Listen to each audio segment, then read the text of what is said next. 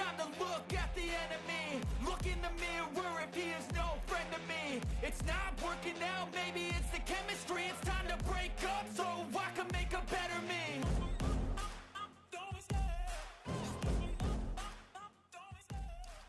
Yeah, so what I was saying, Mad Dog Maxx, thank you very much for joining us. No problem, brother. No problem at all. No, but what I was just saying, what was we, 17 or 18 when we first met each other back in the day? It's got to have been about that. Late teens, for sure. I think so. Late teens, yeah. And I just said, like, I was dabbling, I was having a go, I was looking for a direction in my life, what way I wanted to go. And then you, Cade Callis, Mark Perry came in. Yes. You got on the mat, and then I thought, I'm just playing at this. I'm just playing at this. Yeah. So, how old was you when you first got into it? I was 15 years old. I don't know how far you want me to go back. Like with the first show, where As far as you want to go. Okay, well, I'll tell you the truth. Well, from the start then, I watched the Royal Rumble that was free on Channel 4. Do you The remember one that? where Mae Young got a boobs at? Yeah, the same pay-per-view. And what it was, I was always a wrestling fan, always, but we couldn't always afford Yeah, Sky, of do you know course. what I mean? I was a wrestling fan from tiny. And this come free. All of a sudden, Heat started airing on Channel 4. And then all of a sudden, they was hopping this pay-per-view on Channel 4. And I what? Yeah. And I used to be able to watch WCW because that was free.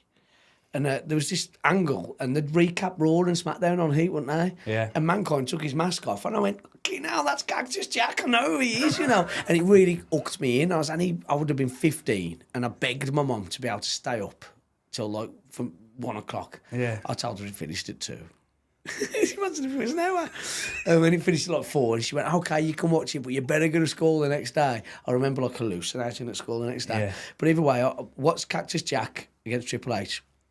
The And there's pedigree on the... well, exactly the that. We're the same thumbtacks. age. These things have impressions on us, don't Yeah. they? You know. And Jim Ross has a part to play in this as well. He hits the pedigree, and I'm very invested in this. I want Cactus Jack to be the WWF champion of the world, you know. And he hits the first pedigree. I've given some to Ayers if no one's watching. He's the first pedigree. And Jim Ross goes, nobody kicks out of the pedigree. And I believed it. I've never seen Ultimate Warrior against Triple H where Ultimate Warrior just stands up and laughs after the pedigree. I believe it. I'm like, fuck, he's done. And he kicks out. And I remember rolling back and I hit my head on the floor. I was so shocked. I was sitting like cross-legged like a shock. I rolled back. I went, boom, out of shock. And I went, oh, that hurts. And I sat back up. And as I sat back up, he took the second pedigree and lost. I was like elated. Yeah. I was the happiest I'd ever been and then the saddest I'd ever been. And I remember literally turning to my brother to the left of me. And I says, oh, I want to be a professional wrestler. In that it was moment. that just 4 seconds or 5 seconds of something. And I'd never ever wanted anything. I'd never cared about anything. I didn't give a monkeys. That was my personality. Yeah. And I was just crystal clear, driven, focused after that. I literally looked at him. He must have thought he was demonic or something. So I went, I want to be a professional wrestler. And a couple of weeks after that, because I was in year 11, you had to go and see the careers advisor. Do you remember him? Yeah. In the library. And I said to her, I want to be a wrestler. And she's like, kind of laughed, really. And she went like, well, you're a bit little. You know what I mean? I mean, look at you and look at me. And I've always been, she says, you're a bit little. And I'm like, okay.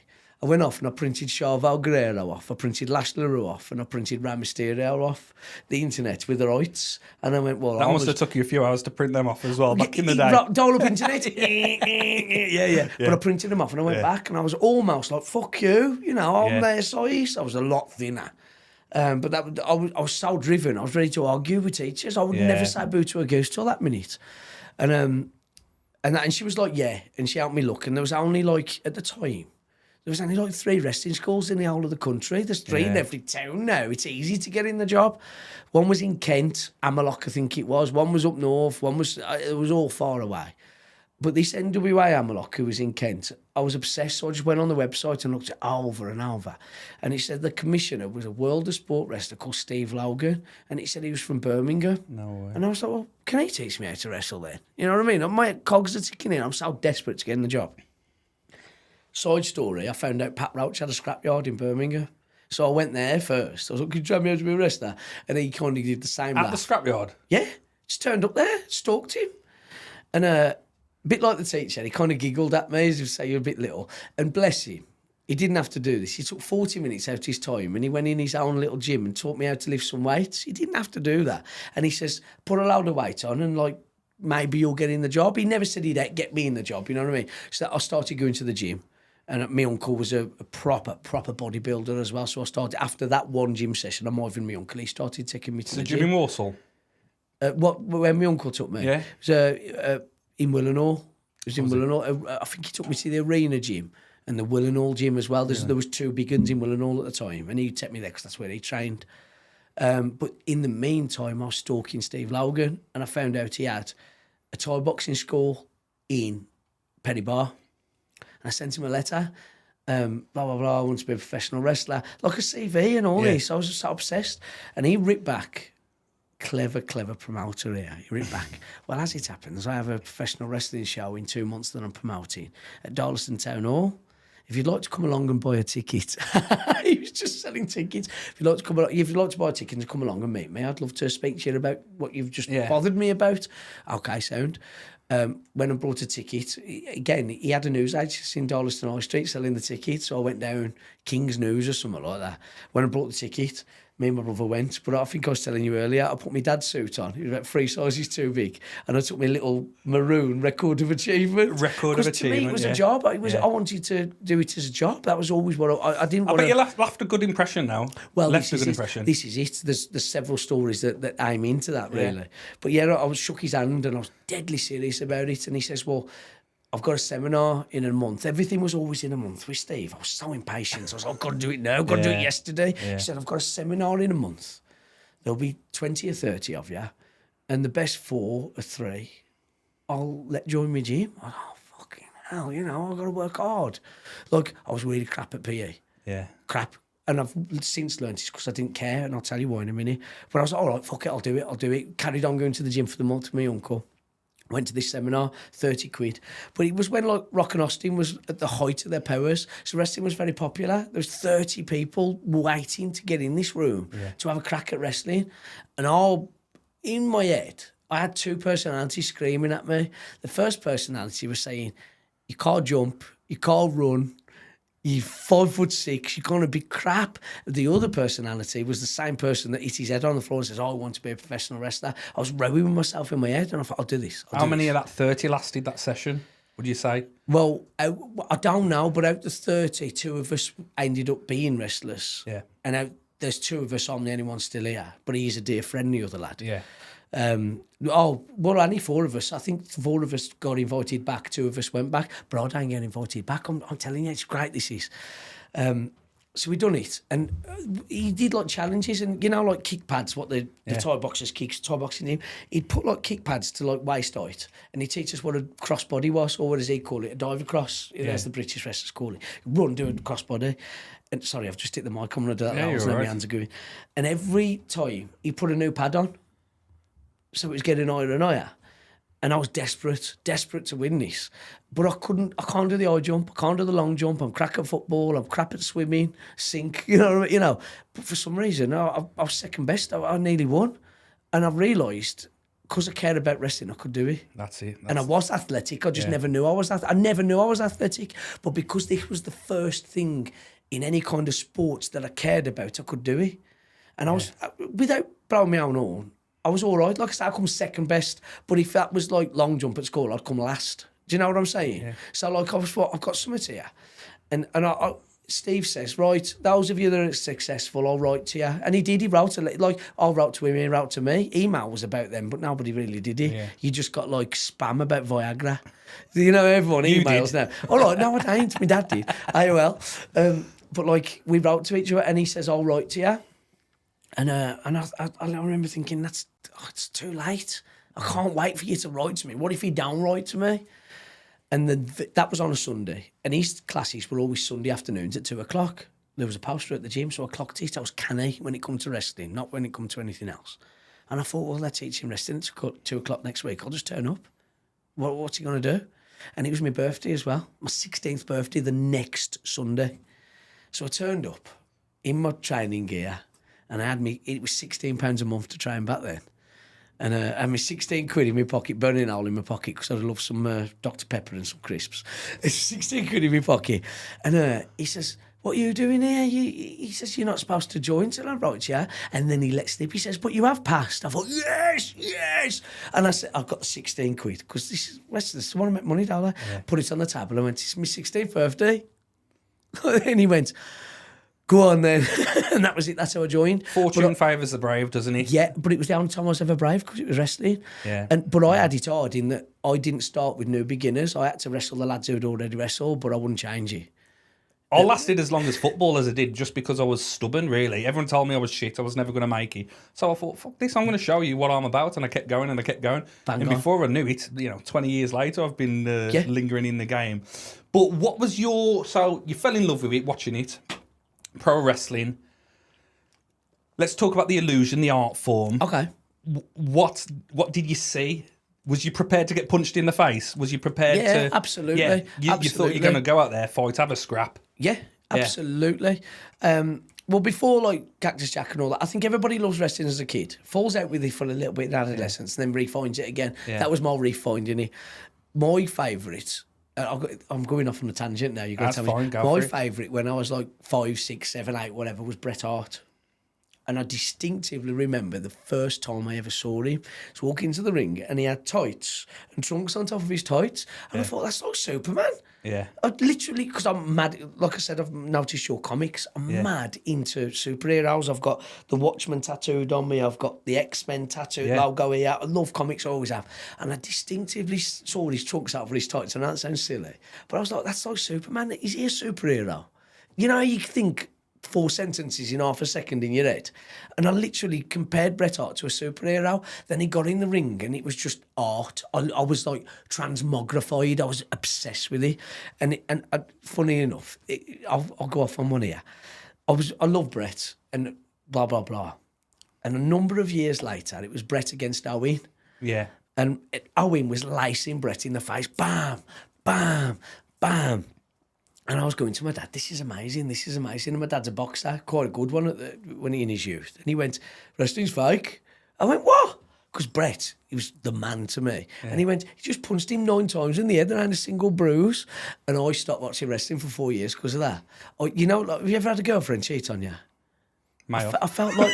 sorry, I should have... I felt like... Fucking hell, Matt. Cheers. I felt like Bret Hart had cheated on me because he'd lied to me. Really? Serious. Because wrestling was real at that point to me. My dad might as well tell me Father Christmas and the Tooth Fairy weren't real. Yeah. He'd kill me. And I stopped watching wrestling dead for 2, 3, 4 years. Really? I can't tell you how long you don't remember. And I literally felt like Bret Hart cheated on me. That's the only the way I can describe it. And then the Cactus Jack thing kind of pulled me back in, if you know what I mean. And I still love Bret to this day. I forgive you, Bret. You wanted to forgive you, Bret. It was my problem, not yours. I mean, Cactus Jack, there's no illusion about Cactus Jack. There you go. Sorry, that's guys. Pull me back to your question. Yeah. He's literally... It is, you can't lie about getting in the head, hitting the head with a 2x4. But I was ready for all that. Yeah, I thought I had to do that and I must do that. And back then, the attitude is that they all got it in the head with chairs. You'd never do that now. See, I love the art aware form. of concussions of it and all that, Yeah, and concussions in football as well. But I love the art form of pro wrestling. Yes. I love the illusion of it. I love magic. I love films. I love theatre. Yep. And that's very much what wrestling is. So bang on. The whole argument of is it real, is it not real? I think it's such a bogus question. I think you're a mile off it. You're saying Tom Cruise, Mission Impossible. That question's always insulted me, and I've got different ways of answering it depending on... Do you get insulted by it? Badly. Yeah. And I've got different levels of answering it depending on how much of a prick the person is that's asking me. Because in a pub, obviously, I'll sit and I dress the way I dress. I ain't inconspicuous, am I? I ain't in disguise. I looks funny. Like I was in a Boozer and Great Whirly last week and someone come up to me and went, you a wrestler? You look like a wrestler. Yeah. But they never knew I was a wrestler. I says, well, actually, it's my fucking job. But I thought he was being conversational. We ended up shaking hands and it was a nice conversation. Yeah. But your back gets up, you see. And now I like getting some of them. I go, yeah, it's fake. Yeah, it is fake. And they go, this is funny. They go, it's aye. Just because you said it is. and then I'll let it simmer down. Because, if he's showing off to his missus or whatever, and I'll leave it for 2 or 3 minutes, and I'll go, what's your favourite film, mate? Get them talking. I go, do you like Terminator? And he goes, yeah, I love Terminator. I love the Terminator. Let him go on a bit. And I'll go, Arnold Schwarzenegger ain't got metal under his skin, don't you, mate? And he goes, yeah. But you enjoy Terminator, don't you? And I'll say, wrestling fans enjoy wrestling, shut up. But that's one of my most polite answers, if that makes sense, Marty Jones taught me a really good one. Really? Yeah, really good one. He told me this story. I hope he don't get mad at me for telling this story. He gets, wrestling's phony, it's this, that, and the other. He followed him into the toilet, had a piss next to him, pissed on his shoe. The bloke looked down, he went, boom, knocked him out one punch. It depends how much of an arsehole they are when they ask Yeah. you. Some of them just ask you really friendly. It's scripted, eh? And I'll go, no, it's not. We're the biggest ad-lib merchants in the world. But you can't fight gravity. No. It hurts. It's nasty. It's the best and worst of everything wrestling is. It's the best thing I've ever done, and it's the very, very worst thing I've ever done. And to call it phony or whatever, that hurts because it ain't phony. It's just naivety of the art form, I'm 40 isn't it? and I walk with a limp. You know what I mean? My back hurts every day. That's and not because you've got 3 legs and 6 kids. Or what? It can insult me at times. It's the way it's asked. Does that make sense? It's more the 100%, person. yeah. Like I say, I think it's a naivety. Yeah. But as an art form, the flashing lights, the music, the choreography, the sports, the drama, it's got everything for me. Bang on. And I just absolutely love it. Yeah. So talk to me about Sunday. So this Sunday just gone. Yes. PWL, Darlow Town Hall, main event. Yes. Mad Dog Maxx Yeah. versus Tom Latimer for the NWA World Yes. Heavyweight Championship. Yeah. So he beat EC3 back in November, I think it was. I believe so, yeah. Yeah. What an experience as a wrestling fan, as that little boy growing up. Yes. I think that is probably one of the most cherished titles throughout all of wrestling. To me, it's the most important title in wrestling. It's the oldest. It's 100%. And again, going back to things like that, like every now and again, my dad would get a dodgy Sky box. Do you remember him? A dodgy Sky card. It was gold and it just had a SIM I do card remember in the it. cards, Do you yeah. remember them? And we'd only have Sky when my dad could get a dodgy card off the man from the pub, and if the man weren't in the pub, we wouldn't have Sky. But you got WCW and NWA for free back in the day. So I was more of an NWA fan and WCW fan than I ever was a WWE fan, you know. Yeah. And the NWA belt, it's. I think it's the first you ever see for me, so it's the most important. Yeah. If you ask me, Stone Cold, right in the face now, who's the best wrestler in the world, I'm going to dead eye you and say Ric Flair. Really? And I can argue with you about it as well. I could do a seminar on it if you needed me to. We'd do an whole other podcast where you debate me any wrestler in the world against Ric Flair, and honestly, it don't make me right, but I can really back up my opinion on it. And that's all part of the NWA Championship, but it's not just him. It's Terry Funk, who I adore. Yeah. It's Dory, it's his brother, it's Harley Race. You can hear how I'm talking different when I say their names. Do you know what I'm saying? Yeah. That belt to me was so important. And Tom, Bram, I'll call him. Yeah. When I met him, he was Bram. Yeah. I love that human being. And really? we've been friends for a long time. And he got in touch with me. No way. I'm coming home. Do you want to do a match? No yeah, way. because he knows how much that means to me. That's just respect, It's not isn't it? just that as well. He knows it was a shot in my arm. Do you know what I'm saying? It's a challenge for that. Yeah. He's a good man, and we made friends. We got similar traits, and we got similar demons. And he's a good man, and I have all the time for him in the world. And that weren't me chasing. He didn't chase me, of course. He gave me a favour. He dropped a favour that's what onto it's about, somebody from years ago. It shows how much of a good person he is. Yeah. He literally got in touch and basically says, I'm coming home. Should we run this? And I know what he did. He did it to help me. And not only that, he did it because he knows how much of an absolute mark punter I am for the NWA belt, and he knows it. And he gave me that one of the biggest moments in my wrestling career, and he gave it because we made friends years and years ago, and he cares about me, and I cared about him, and it meant something to me, and it did. It was a special event. I was You there. felt it, yeah. Oh, it was amazing. The crowd, everything about it was very special. And now he's going on to defend it against Matt Cardona next month as well. Yes. So Another wrestler I rate very highly. I don't know Your him, I've name's not up met there. him. But yeah, well, Matt Mensa said this to me. You know Matt, he's my tag partner, he was the best man at my wedding. He's Right, okay, one of my great, well, he's my best friend.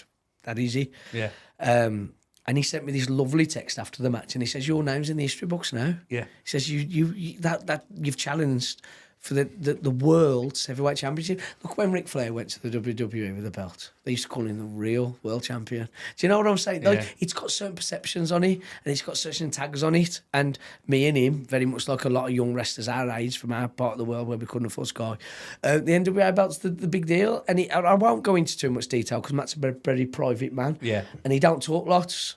You know, I'll rub it for him. Well, he does in person, but not like how he did, you know, emotionally. And there was 3 or 4 paragraphs, and he says, your name's in the history books now, brother. You know, he says, like, you deserve this. And it was just, he got me, you know. Is that how you felt post-event? Pre-event? Yeah. Pre-event? I knew I was resting him. I knew I was booking him because he says, I'm coming back home. Do you want to do it? And I messaged him back saying, will you still have the belt? Yeah. Because I'm thinking, honestly, he knew all this, by the way. Course. He knew he'd have the belt and he knew I'd wrestle him. He literally dropped a bone to his old mate, and I will never stop singing about that. Tom Latimer, he's a wonderful human being. But I just messaged him back, and he's as terrible as me on social media. There's people watching this now who might know me going, "You've never messaged me back." And he's as terrible as me. So I got replied like 3 days later. Yeah. And it was a Sunday afternoon. And I took my kids up the golf course up Sedgley, you know, the driving range. Yeah. And I was having a Budweiser's up there and was whacking the ball, whack.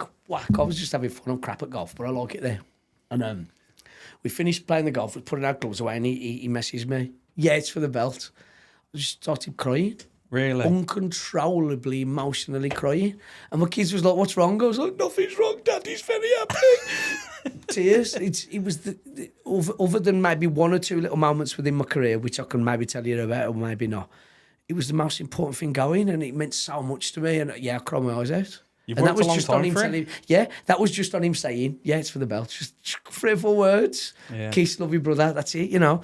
And I bawled my eyes out. It was a big deal. So why didn't you get him with like a roll-up or a small package or drop Do you that know elbow what? at him? Do you know the truth? You know, if he weren't my very dear friend, right? I'm from the Black Country. I ain't a nice kid when he don't need to be. I think I'd have crunched him and shot on him and had the taxi waiting and run off. And for half Was of that his limo out the front? No. Is that yours? Yeah. For half of a second, it crossed my mind in that if that weren't Tom Latimer, Doing dirty. I could have made my whole life off that. You know, if it was EC3, I've never met you, bro, no offence. But you know, if I could have broke his ankle and won the belt and run off, I probably would. I probably wouldn't. I'm a professional.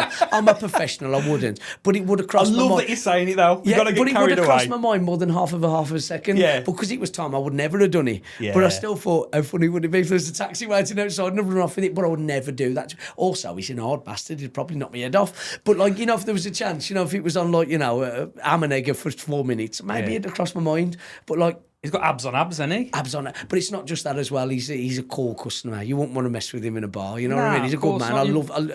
Like I say, I think I've got so much respect for him. It's unreal. Yeah. It's unreal. Well, that goes back to the thing back in the day where the wrestlers used to be tested and tried, and then you'd have to go. Yeah, you wouldn't want to try Tom with him, trust me. Really? Yeah. He's got an air about him. You know what I mean? He's just got that feel to him, you know. So let's talk about the event. So, yeah. Fighting with a family, let's say. Okay, so, yeah. Your good lady. Yes. Your daughter. Yes, and my godson and all. And your godson. Yeah. Wow. And have you trained them all? Have you worked with them all? Well, it's not just that. 80% of those wrestlers on that card I've trained. 80% of those wrestlers on that card I've trained from scratch. Yeah. And it was a big deal to me. Yeah. We got son Leon Jackson. Yeah. Higher, as you mentioned, and Elise, they're all my family. And, burping too much beer. They're all important. But honestly, 80% of those wrestlers on that bill, maybe even higher. I ain't done the maths, because I can't do maths, that's why I'm a wrestler. But most of them are trained from scratch, mate, honestly. It's amazing, isn't it? And it was important to me that I got as many of them on that bill as possible. Hence why Matt Mentz was on. He retired 7 years ago, but he went in the Battle Royal. Hence why Johnny Rose was there, because like me and him don't cross paths much anymore. But he's as much of an NWA fan as me, so it was very important to me that he was on that show. You know what I mean? You know, most of them wrestlers I'll train from scratch, and I'm very proud of that. As I say, I've got you on Facebook, and I've been following your progress, and I've stayed in touch with what you've been doing over the years. And I remember seeing pictures when Leon first started training with you. That's right, yeah. And then I see him in that ring, and I see him doing stuff which reminds me of you back in the day. And wow, this kid's great. He does do bits like me, and it makes me quite emotional, actually. Leon's a hard task. When I say godson, people think that I knew him before wrestling, and that's how he got in. There's no nepotism at all. What it is, he used to be the naughtiest little bastard on the front row, but he'd come to every show. So, you know, we opened a wrestling school and we started advertising it. And Lindsay, I'm so sorry. I remember his mum coming up to me and saying, Leon's going to start wrestling training next week. I thought, oh no, fucking hell. Because he was a naughty little towel rag. He was front row, kicked the wrestlers in the shins and all sorts. And as it happened, he was naughty at school as well. He got chucked out of school loads and all this. He had like ADHD and a few other, like, what they call social issues. Or I don't know what they're called. I am modern. There's a label for everything these days. Exactly. But he was a troubled kid and so was I. I bet they'd label me up if I was 8. So I ain't knocking him. He's one of my most favourite human beings in all of the world. But he had all these issues. They started not seeing him anymore. And I remember his mum coming up to me after a couple of years of training and saying, well, he listens to you. He don't listen to his teachers. And I was a bit taken back by that. And I realised, well, yeah, because he's not naughty. Because I knew him as the naughty little lad off the front row. I dreaded him coming train. But after a couple of hiccups and a couple of route blocks, he became one of the best trainees in the building, and he graduated from kids class to adult class and all this. But before that, she gave me all this spiel about how he don't listen to his kids' teachers, he don't listen to me, but listens to you. And I think that harks back to when I said, I didn't care about sports, but I could jump over them sacks because it was for wrestling. Because it was wrestling, Leon could focus. So it don't make me a magician. I think it's the same story. I genuinely think it's the same When thing. do you think you turn from... Do you watch Star Wars or not? When do you think you turn from the Padawan, the junior, the trainer, to the main Jedi, the master? Oh, that's hard, that is. Yeah. That's another subject altogether. Might be something to do with Leon, but I'd trained lots of people before then. That's a hard question because I really love Star Wars, so I don't want to do it any injustice. Sorry to go back one sec, but then I got asked to be his godparent, and we got closer and closer and closer, and now he's an adult with his own naughty kid, and he's awesome. He's awesome. I love his kid. He's mimic like Leon. But yeah, he's one of my biggest success stories. The Padawan story's going to eat at me while we're talking now, and I'll answer you in about 20 minutes. That's the ADHD. We'll come back for it. It is, yeah. I'll ask a question as well. Didn't your missus take a chain in the face or something? Yes, she did, yeah. Boston House. Oh. Did he really? Yeah. Because we were watching it live and you want to see her faces all over the place. It's like he meant that. Things go wrong. You know, the guy that did it, he's if you want to talk about Padawans and what is it, Jedi Masters or whatever, he's one of my coaches. The guy that did, he's one of the best wrestlers going, Bob Barrett. I always say that Steve Logan taught me how to wrestle in the gym, and then a man called Taffy Jenkins from Leicester, and a man called Bob Barrett from Northants. He lives in Sheffield, so I went to say Sheffield then, but he's from down south. Taffy and Bob taught me how to work, and in large ways taught me how to be a man as well. Because you've got to think, I started wrestling at 15. I kind of left my dad's house at 15 and just went on the road. And my dad's my dad. I still phone him now for advice. He walked me to the ring that night because it was such a big deal. Pissed, the bastard. The guy with the flag? Yeah, the drunkard. He said because he was nervous though. I had a run-in with him in the toilet. He was, I could see he was rude. He was a main character. You could see he weren't rude to you, was he? Oh, no, well, no. Probably, no. Well, we'll talk about that later. We had a blast. I'm sorry. We had a blast, put it that way. Okay, all right. So I'll come back, sat down and tell my pals, I said, I just met the greatest bloke in the world in the toilet. Yeah. We had such a laugh. We had a right tear up. And then your music hit, the curtain opens. That is the exact guy in the toilet. He was nervous. I had to drag him there. But sorry, go back. Steve taught me how to wrestle, and Taffy and Bob taught me how to work, as in do it properly. Oh, my dad's another subject, man. Christ, I'm so sorry if he was rude. He was nervous, so he got the beers down him, bless you. But I asked him to walk me to the ring, and he went, I don't know. Next thing I know, he's there, so it was nice. It was nice. He's been with you on the journey, hasn't he? So bought my first pair of wrestling boots. Really? On the tick. Do you remember Provident Loans? Remember them? This woman used to come to your house and you'd lend like 200 quid off her. Like a lounge shop, but legal. And then you pay a £5 back every week. Yeah. And you pay probably £300 back, Provident Loan. You got your boots that on the way? tick, yeah. I said to me dad, I'd need proper wrestling boots. That's the one to take me serious. And it's still like that now, and it should be. Yeah. And my dad bought me like a £200 pair of wrestling boots. And we No didn't have way. no money. My mum and dad had just split up. We were living in poverty, really. But he knew how important it was to me. And he took a Provident Loan out, bought my first pair of wrestling boots, and I still got them now. I've got about 20 pairs of wrestling boots now, but I'll never get rid of them ones. So there was blood, sweat and tears, I'll put it this way, I saw the joy in his face on Sunday. Yeah, there you go, Yeah, I saw how happy you made everybody in the room, to be fair. Yeah, well, that was an accumulation of a 25-year career. Yeah. You know what I mean? There's people who come to my shows now who started coming when they was 10, and now they bring their children to the show. So I made it a big deal. I'm challenging for the world title. Please come and watch me. And I put my emotion out there, which I don't do all the time. Yeah. And that's why it was a little bit overfull, really. It was an accumulation of a massive career. So there was people watching me there that brought the kids to watch me. So this is your event as well. This is PWL. Yeah, I promoted it, yes. PWL in Walsall, Darlaston. Yes, that's right. This is you. You've been promoting it. How long running it? Years. I've been wrestling 25. I probably first promoted me with the first show like 24 years ago. Well, no, not a year in. Say 3 years in, 4 years in, because I wanted to make money. Yeah. I put a show on in the Black Horse in Leymore and put 250 people there. And I was like, I've never seen this much money in my life. Yeah. Because I knew I could. And It's like a hustle, isn't it? It's like, it goes back to like that carnival It is a hustle. trade. But PWL has humble origins and I'm Yeah. proud of her. First show I put on is I met my wife. Well, she was my wife. That sounds weird. I met my wife. I met the woman who became my wife, and I fell in love with her overnight. I did. Overnight, second, she walked in the room. I was like, I just fell in love. Fell in love. But I couldn't do anything about it. I was engaged, and so was she. Same as the wrestling thing, isn't it? You just knew. Yeah. Probably the only two things that's ever been clinical in my whole life. I wish I was like it with the lottery numbers. I'd be fine.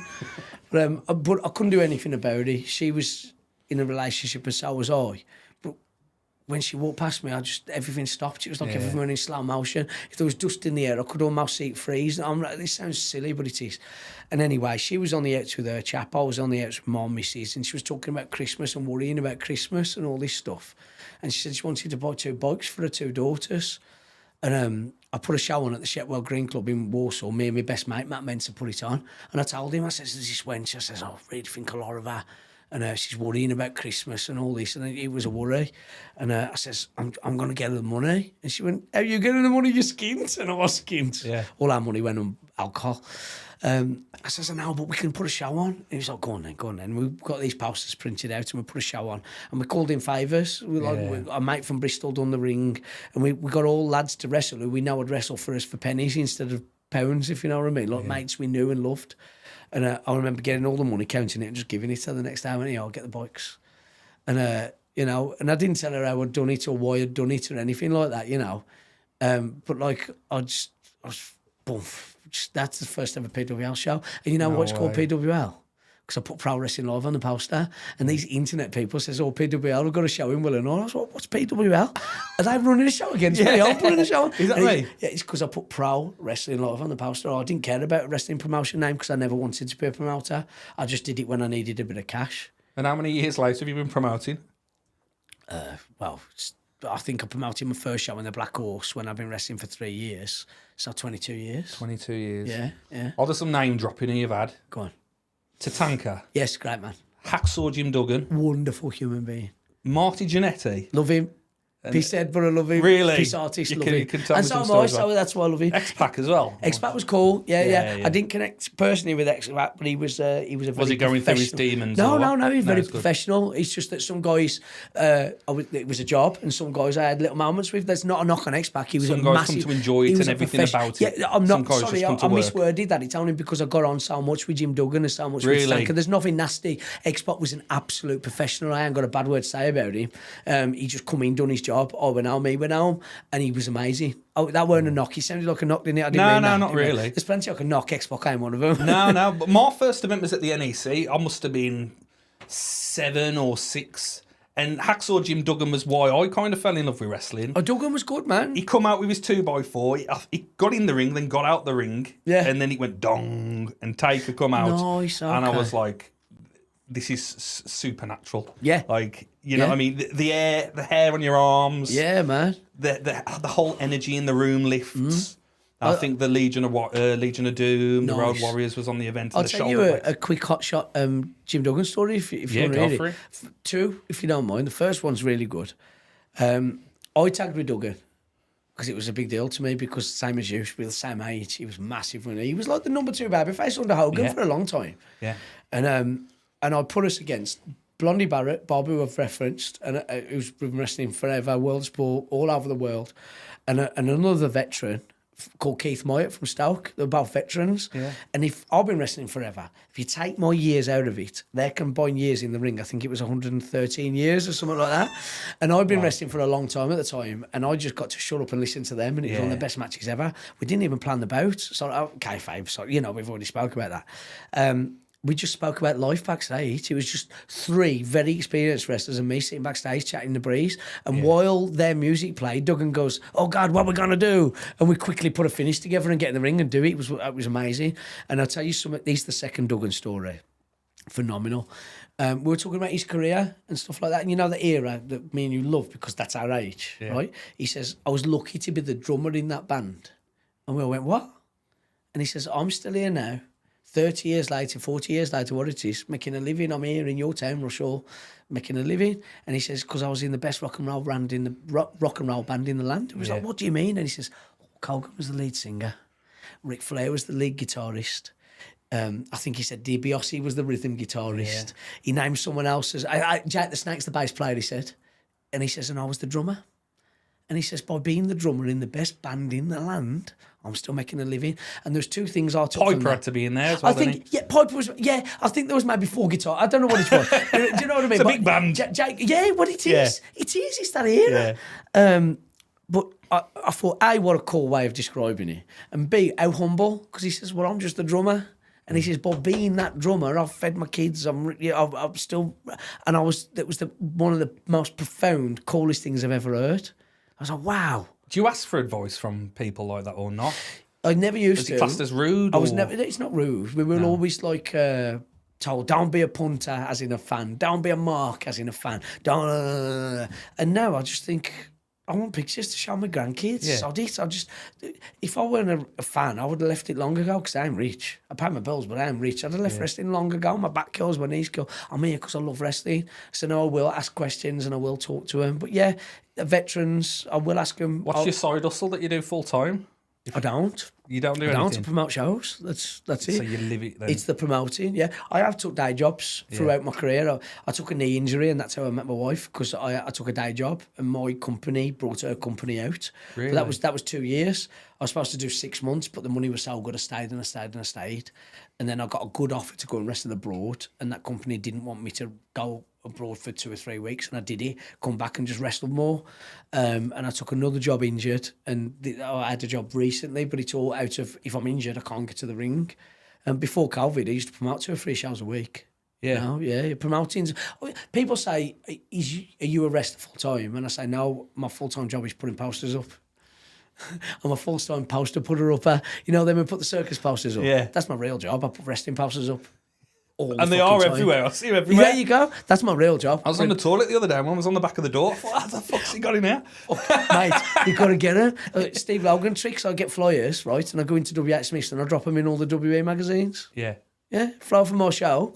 Every W.H. Smith, every news agents. I buy a can of Coke so they don't hate me. If it's a Mamas and Poppers, you know, corner shop. If it's W.H. Smith, Sodom Corporation and that. Yeah. I'll go in and I'll just drop a flyer in every wrestling magazine that's in there. Well, that's what I love about you. I shouldn't have said that. People are going to rip that off now, I know. Nah. I know how to... Yeah, people say, are you a full-time wrestler? No, I'm not. I wrestle semi-part-time and my full-time job is a poster putter-upper man. But you train as well, don't you? Oh, so of course, you've got your wrestling school. I love my school, yeah. So what nights are they? If anyone Wednesday wants nights, I should be there now. I've had the nights off. Kevin Phoenix, the Yank, he's a great man. He's teaching just the class won the for me title, tonight. didn't he? Yeah, bless him. Yeah. Him and my wife are teaching tonight. I always teach my wife anyway. Yeah. But he's stepped in for me, Kev has today. Wednesday nights, Saturday mornings at Darlaston Town Hall, and we got a kids class and an adults class. And that's again, as I get older, that's one of my biggest passions. Anyone welcome? Oh yeah, yes. If I'm allowed to be a wrestler, anyone can be. Talk about the hostility or the territory war, say, in the British wrestling scene? I know it's a strange question. It is. It's a hard one, actually. I don't want to piss no one off the answer. Yeah. Okay. Well, that's happened in the past. I think I've been wrestling long enough now and I've got enough of a reputation, A, that I'm cranky and I kick off, and B, that I'm good at my job, that not many people test me and try to come into my towns. But there's also a respect. I don't go into other people's towns neither. I think if I started running other people's towns, people would piss on mine as well. Yeah, because this is like an old school mentality, well, I isn't have it? kicked off in Wrestling the was past. very much like this back in the day. I've kicked off in the past. People have run shows in my areas or they've took my posters down, which is worse. That's a no. I've turned up not when it's your full-time job. Mate, I've turned up at people's houses and broken houses for really? taking my posters down. Not for running my town, because that pisses me off, but I can't make them not do it. But sabotaging. I've seen that's what it is, sabotaging. And I've accused them of it. They said I didn't do it, and I've said I've got it on CD, mate, CCTV. You're taking my posters down. I've broken houses over there. And I shouldn't say that on the internet, really, I suppose. But it's how I feed my children, so I can get a little bit protective. But that was 15 years ago. Yeah. I think wrestling's more respectful now. And I think B, people now have broken house 15 years ago because someone took my posters down so I get away with it. And you told everyone, you made sure. Now I've said that, someone's going to screw me over next week. I shouldn't have said it. But I think I'm lucky, and I think wrestling's more respectful now. Yeah. When I broke in, it was a bit more cutthroat and a bit more nasty. Yeah. I don't go into other people's towns. I've got my towns. I've got Walsall, parts of Wolverhampton, not all of it, and that ain't a problem. Bilston, Wednesbury. I could list Black Country towns, but my end of the Black Country, I don't get to Dudley because there's people out in Dudley. Yeah. Why should I shit on them? They'll shit on me. I don't get to. Do you know what I mean? But I do look on the map sometimes and I think no one's running there. I'm going to go in. Yeah. Do you know what I mean? And I'll so you're always looking then? I'm always looking to expand. And it pisses me off as well. I used to run Solihull and COVID come and now someone else is running Solihull. I'm like, mate, you're screwing me there. I used to run Nuneaton and COVID come, so I withdrew, obviously. And then someone took Nuneaton. I'm like, I can't say anything because I don't own them. I don't own those towns. But at the same point, I can't help think, I wouldn't do that to you, but you've done it to me. Yeah. But then took my posters down so I don't get nasty. You know what I mean? There's a small part of me that goes, I wouldn't have done that to you. Why did you do it to me? But it is what it is. I can't control that, Well, they are your people at Nine Darlow now. Oh, yeah, and it's not only that, Walsall. Yeah. Walsall was where I'm from. Willenhall, I could shout out to my venues, Rushall, blah, blah, blah, Brown Hills. I haven't run Brown Hills for ages, but that's my town. I've got to get back there quick before someone has it off me. You did one at the football club, didn't you, Walsall? Yeah, loads. I've done loads there. I took Razor Ramon to the Bonza Suite. No way. But I've done loads in the Saddlers Club as well. Yeah. X-Pac wrestled in the Saddlers Club. The Saddlers Club? Yeah, the club on the ground. I do, yeah. My granddad used to run it. He was What's his name? Gordon Perry. I would have met him. He had a babble, he had white hair. Did he? Yeah. My granddad was a Walsall season ticket holder. I'm a Wolves fan, but he was a Walsall fan. My dad had taken me to see the Wolves, and then when the Wolves was away, my granddad had taken me to see Walsall. So to run Walsall was a big deal to me. Like I said, I'd done the Saddlers Club regular, but on the Bonza Suite, that's when I took Razor Ramon to the Bonza Suite. That was a big crowd. That was a good show for me. Good show. Who went over? Oh, he didn't wrestle. He went wrestling at the time. He'd done a guest commissioner's job. He threw a toothpick in Keith Might's eye. Keith Might rolled backwards and got pinned. It was a brilliant moment because he's a cool motherfucker, ain't he? Right? Yeah, just a bit. Cool motherfucker. Biggest show I ever run.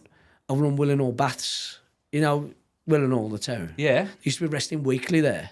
But it's not just about wrestling. The Rolling Stones have played the Willenhall Baths. Who's the other? The Beatles have played Willenhall Baths. And I've wrestled there. Kendo Nagasaki made his debut against Roll Above Rocco's dad at Willenhall Baths, and it reopened as like a wedding venue, and I wanted to run it, and I put the biggest card on I've ever put there. I took a risk. I'll tell you about the risk. It's bad, man. My missus is still angry at me. We were getting married, and we had like loads of money for the catering. I saved loads of money up for the wedding. Under the bed. She must have thought I had a drug addict or a side missus, because we'd have a big show and she'd say, oh, can we buy this? I go, now it's skint. I was putting all the money under the mattress. And then when I got enough money, like thousands, I went, do you want to get married? I'll go to Florida. And she went, I want to get married. I went, good choice. I'd have left you. She said Florida. I wouldn't. But like I wanted it to be her choice. And I said, I finally got the money. Do you want to get married? And without saying anything, I says, do you want to get married or do you want to take everyone abroad? And she went, married? And she went, where's the money coming from? Like that, like a second later, I said, is she here? And I'll give her a shoebox full of money. And we put the money down on the church, paid loads, but there was still a load left. And someone offered me Ted DiBiase. All right, yeah. $1 Million Man, that era, the bass player or the rhythm guitarist or whatever. It's it again, sorry. So you're taking swings in? Oh, no, my hand's going there. Headlock next. But I was offered Ted DiBiase and Ultimo Dragon. Right? And at the time, remember Juventud Guerrera? Yeah. The Juice? Yeah. He was living in Birmingham at the time and he was on every PWL show for about 3 months. He was on my roster. He was my guest coach. Good friend of mine. He's amazing. What was he doing in Brum? Just working here for 3 months, just wrestling everywhere. It might have been 2 months. I get time frames wrong. But he was on every show I've run for about 2 months in a row. He cut me a good deal because I gave him regular work. Does that make sense? Yeah. He was still making, don't get me wrong, but I got a good price on him because he was coaching twice a week for me and he's wrestling on almost every show I run. Yeah. And but I know weird things, wrestling stays in my head.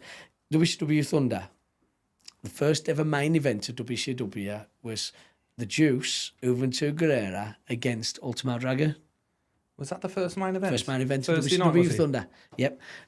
First main event of Thunder, right? No way. And I got to recreate that. That was my main event of the Baths. And I had... Willenhall Baths? Yeah. And I had Ted DiBiase there as the enforcer to my match.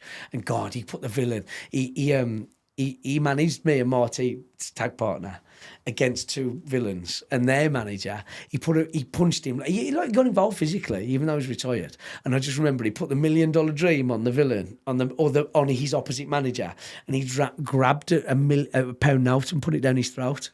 And the manager coughed it up, and I think either me or my tag partner, it's probably one of the other lads, to be honest, because I always remember the stories me-centric. I'm pretty sure it was Johnny Thunder, picked the dollar up and give it to the manager and went, don't lose that. Do you know what I'm saying? Cool moment. But yeah, I had $1 Million Man, Ultimo Dragon, and Juventud Guerrero, Will Norbaths, but to pay for all their deposits, because you have to put their money down, and to pay for the venue, I gambled our wedding money. Really? Yeah. So if the Don't show tell her that. So, well, she knows now. I got clipped round the ear after it. But like, if the show had failed, you know how Vince McMahon bet the rent on WrestleMania 1? Yeah. That was my small Vauxhall Conference version of that. You know what I'm saying? The Vauxhall Conference as well. That's the it was called that back in the day. Yeah, I can't. No, to me, mate, it's Division 1, 2, 3, 4 Vauxhall Conference. 1, 2, 3, 4. They'll go Walsall and League 2. I go, no, they ain't. They're in Division 4. Yeah. League 2. Shut up. And so that was my Vauxhall Conference version of Vince McMahon betting the rent on WrestleMania 1. And if that show had flopped, if that show didn't draw, I weren't getting married. I'd have to cancel my marriage. No way. And instead, I got home, counted all the money. I went, where do you want to go on honeymoon, baby? And he drew, but I gambled everything on that. Wow. I gambled everything on that show. Yeah. So what you say, it's a bit of luck, bit of... Bollocks, having bollocks, because wrestling, I don't know why, but with the wrestling, I'm focused and I can do it. It's been bad to me and all. Really? Yeah, fucking hell. It's been bad to other people as well. You know, it is what it is. But with wrestling, I don't know why, I've just got guts. If you ask me to put £10 on the GGs for the Grand National, I won't do it. But I'll bet my wedding on a wrestling show. Why do I do that? Yeah. I can't tell you, but I don't know why I believe in wrestling. I don't know why. Say fortune favours the brave. It's your passion. But I'm not brave in other areas, is what I'm saying. You don't need to be, though, do you? True, that's your thing. Yeah. Now, I said just before COVID, like when I finished playing pro football, I had a little dabble, but I ended up going somewhere where the Me Too movement kicked off. Did you? Did you hear about all that No, sort of I don't. stuff? I know that you wrestled with me years ago. Yeah. Years and years ago. I didn't know you got back into it. You dropped me a then you message. come to me? I think I fucking messaged you on Facebook. Oh, and I you probably never... didn't reply. Yeah, I'll tell you a very quick story about that. The lad who does my posters, he wrestles for me and he's ref for me and he's a good lad. Sorry, too much lager. And he got into the job and he must have messaged me about 2007 saying I'd like to get in wrestling. Yeah. And he'd already got in my promotion and I was already very good friends with him. And in 2017, I found his message and I replied. I put, come and meet me at the school. He put, bastard. Really? Yeah. I'm sorry if you did. You should have, though. I wish you'd have come to me. Yeah, and then life took over. I remember more, didn't you, about wrestling? And I remember you telling me, I can't because of my football. Because if you got injured taking a clothesline, you couldn't get to work, and it was your job, weren't it? You know what I mean? Yeah, I don't know how many people know this. I wrestled as a mask called Brutus Slang for about a year. But I remember, like years after that, moidening you to get back in the job. Yeah. And I think we had this chat with your producer or your assistant. Sorry, I don't know terms. And I says, like, you explained to me about how your football, if you got injured, you couldn't endanger that. But I didn't know you tried to get back into it. Yeah, it was my bread and cheese, as I call it. It paid the bills. Oh yeah, of course. And then I got to a stage where I fell out of love with the game, but it was still paying me money. So you got to earn. I had to try and look after my body the best way I could, but I always loved wrestling. Everybody who'd see me would say, "You're a fucking wrestler." Even your dad in the toilet.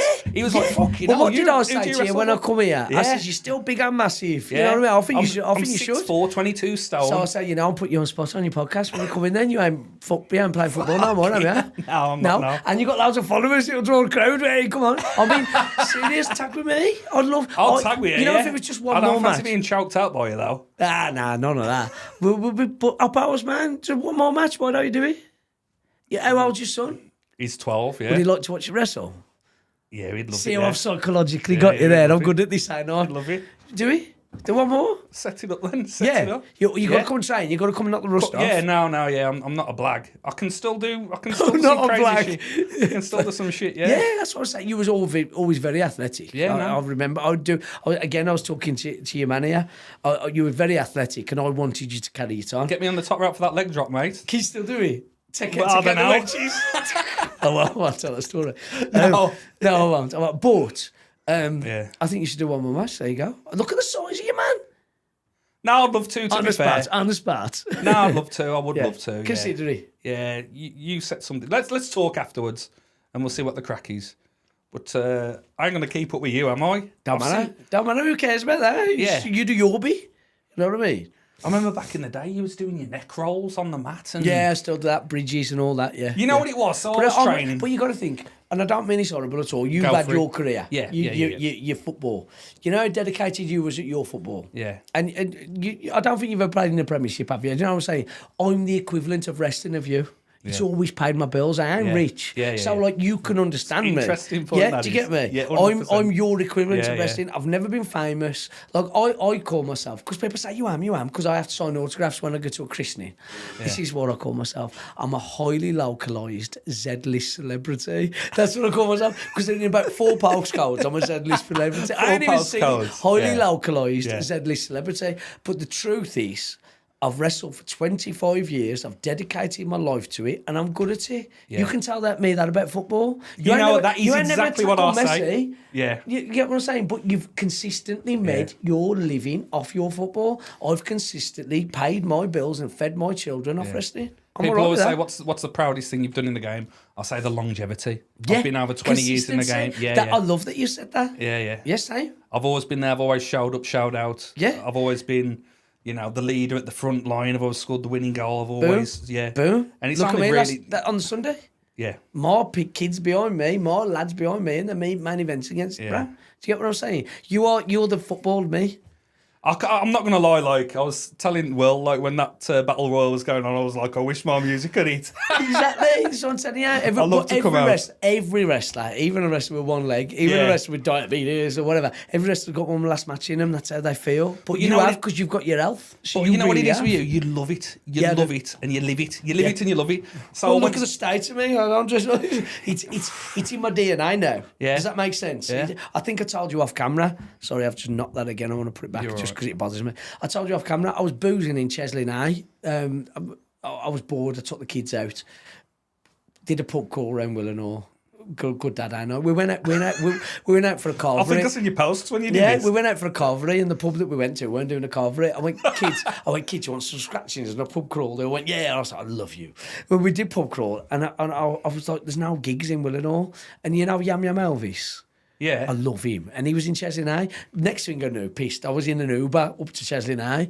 And to be fair, I will say this, great pub, great staff, I won't name them. Some of the punters in there, I hated, honestly, because I look like this. I got this silly hat on, I got feathers in my ears, but why can't I look like this? Yeah. And I got some funny looks off some of them. Who say Pratt or whatever. And it bothered me a bit. I thought, I'm a 15 back at school, grow up. Was it like an old school pub or was it one of these new commercialised? Yeah. Ponners. Yeah. Right. But I got chatting at the end to one lad who was actually nice, but I got my back up, so I half insulted him, and he went, you look like a wrestler. I went, I am. But then I ended up making friends with him, Yeah. It's in my genes now. I can't get away from it. You drop a promo on him. Do you ever do that? Oh, yeah. People ask me to do it. I love it. I'll do one now. I love it. Promos are my thing. But it's in my genes. I dress like this. Like, Macho Man's one of my heroes. Yeah. Oh, fuck, look at me. Look at the hat, look at the beard. But there's also longevity. There's longevity in it. Seriously. Think of ZZ Top, right? Think of, Jeff Lynne from ELO. Yeah. Yeah? Sabbath. Yeah, well, now Jeff Lynne ain't in Sabbath. No, I'm saying Sabbath with longevity. I'm going somewhere here. Oh, go on then. Jeff Lynne, ZZ Top, Macho Man, right? Beard, sunglasses, hat. You don't age. You only see my cheeks. Yeah. Yeah? Longevity, I'm being deadly serious. I dye my beard. No, but I'll say Tony Iommi at Sabbath. Same thing. Yeah. Beard, sunglasses, hat, right? You're ageless. ZZ Top never aged.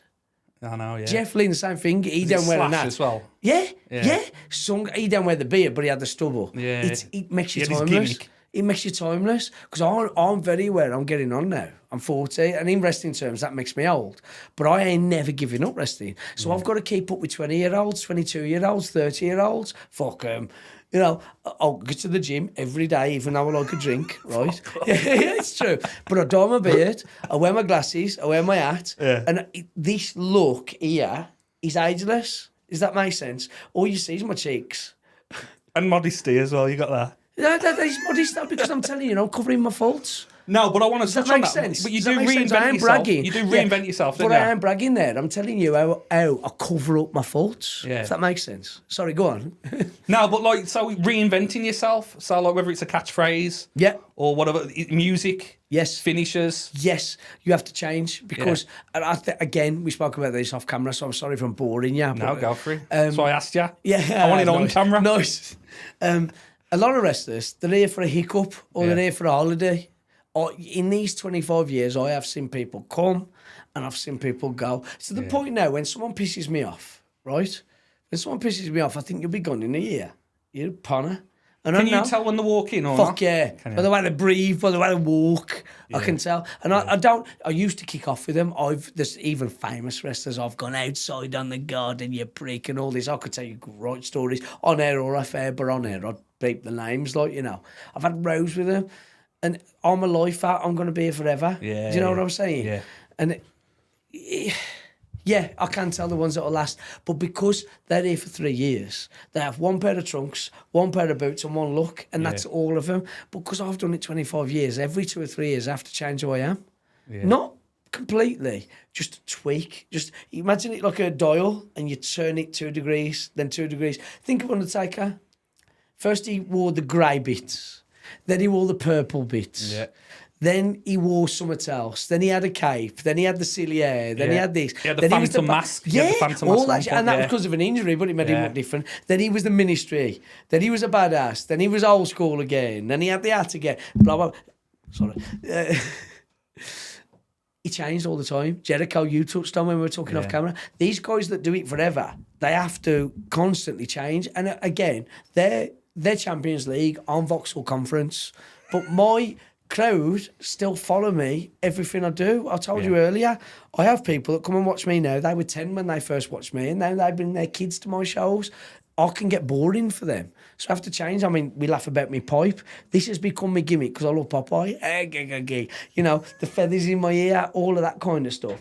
Every couple of years, I just get a new thing and drop something else because I have to. Else, oh God, I'll be boring to them and to me. I'll get bored too. It's infectious as well, just being around you and listening to you talk about it. Like I say, back in the day, I genuinely loved doing it with you. Yes. And then when I had a little taste going into my 30s, they like sucked the life out of you. Like every training session, I had to do like 1,000 squats. Oh, and then some guy, I won't mention his name, he was in the WWE. I bet I hate him. Tell me his name after. I bet I think he's a prick. Yeah, I bet, you will. And like he pulls me in the ring in front of everyone. He says, "You come here, stand up." Well, he said, "Have you ever been in a fight, mate?" Oh, of course. I fucking grew up in Wolverhampton. Yes. My brother was fucking right answer. Yeah. You know what it is as well, though, because most wrestling fans, most wrestlers who try to get into wrestling, and I don't mean this bad because I'm a nerd, I love Star Wars, I love Star Trek, because the nerds, they try and pick on you. And they think you're a nerd. I am a nerd, but I'm a nerd who's scrapped. You know what they did? Go on, sorry.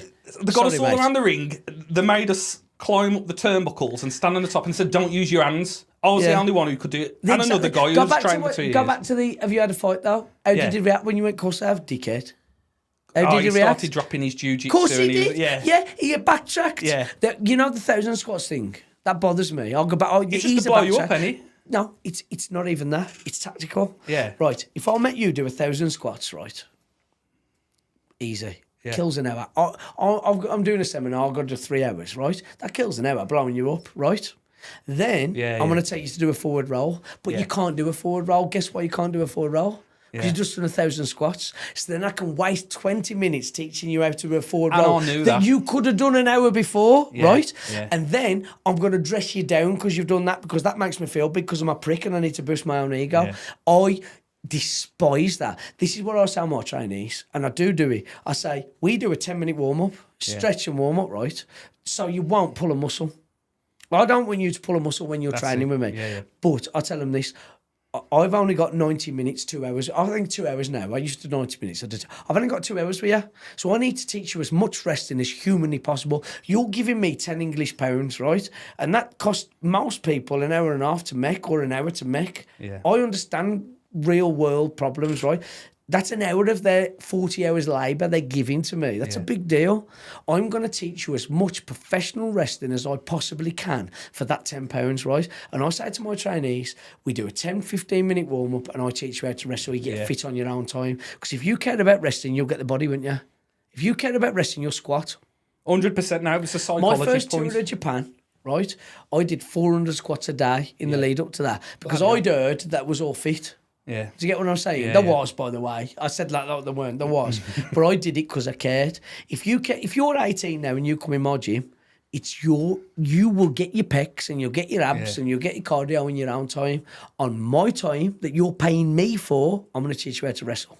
Yeah. Them 1,000 squat merchants disgust me. Yeah. It's easy. Do 400 squats. Do a forward roll. You can't do a forward roll. You shit. I can waste time. I haven't got to teach you anything. I love that you've said that, yeah. It bothers me. Would you call it the bothers psychology, me. what you teach? The psychology of wrestling? Or is that just I teach everything. Yeah. Everything. That's my job. Well, I mean, that's something I never had. Oh, So, yeah, like, back in the day when we first met, you Yeah. must have been 17, 18. I was a kid. You've come to me, and I'm doing slams, I'm doing whatever. And I think we had 2 minutes on the mat. Yeah. And you tied me up, rolled me up, Yeah, but got I me in an slowed you armbar. down. You put me in you in an armbar. I got you in an armbar, and I was like, how am I doing but that? That's how I slow you down now. Yeah. Yeah. And it's like, I'm on the offence here, and I'm not even doing and I'll anything. give you an old. That's a real wrestler, though. Yeah. And that weren't me because I was still a novice then, but I had been taught by masters. And you could tell. Like Rembrandt had taught me, Picasso had taught me. So that don't make me Picasso, but it means I can give you a bit of their knowledge. Yeah. Steve Logan, Taffy Jenkins, Bob Barrett, and I could list others too. There's many others who have had a massive influence on me. Old school blokes, But it'd old take school ages to wrestling list them. blokes. Yeah, It'd be ridiculous. And you know, if I listed 10 of them, I'd leave 2 out and it'd be disgusting. So I'll just list the 3 big ones, but there's several that I'm infinitely grateful of. But they never made me do 1,000 squats, brother. Because they taught me how to wrestle. I got fit on my own time. There's been times in my wrestling career when I've been fat and out of shape.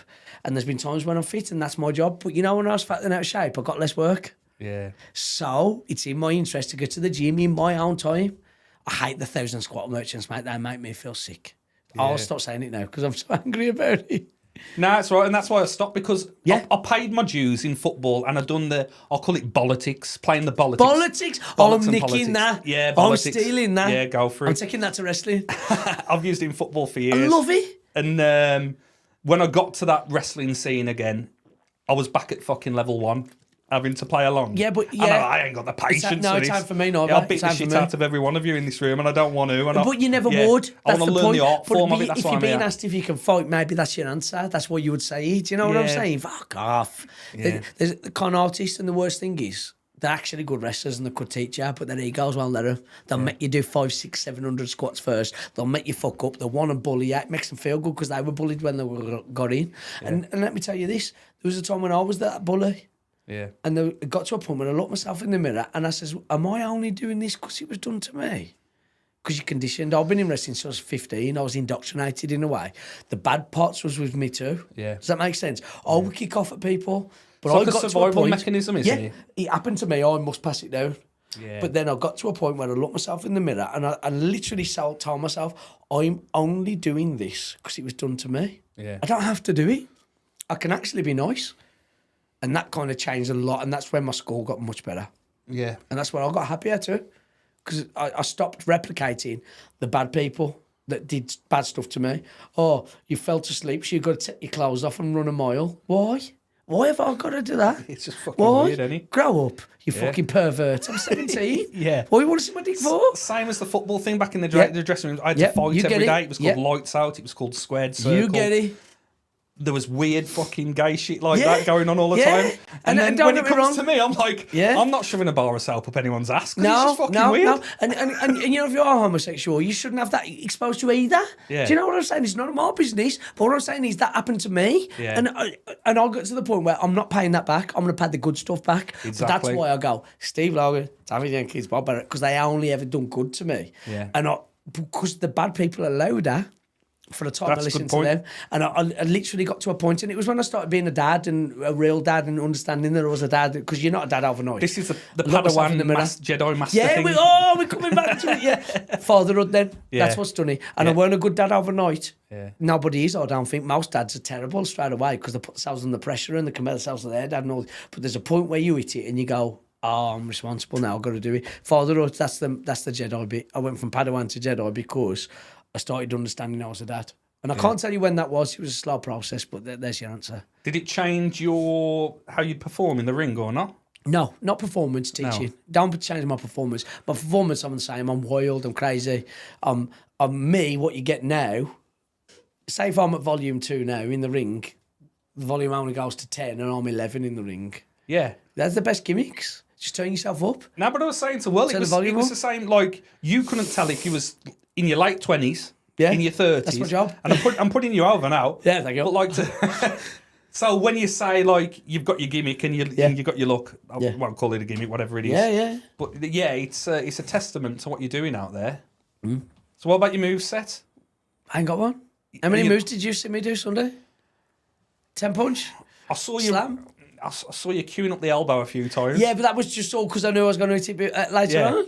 But that's what I mean, Proper wrestling, he smokes at me. This is storytelling. Because I pulled that bionic up 4 times. When I finally hit it, it got a pop. Yeah. If I did that first, no one would have cared because the bionic elbow outdusted it. It's amazing, don't get me wrong. Yeah. But it's just that. Dink, it's shit.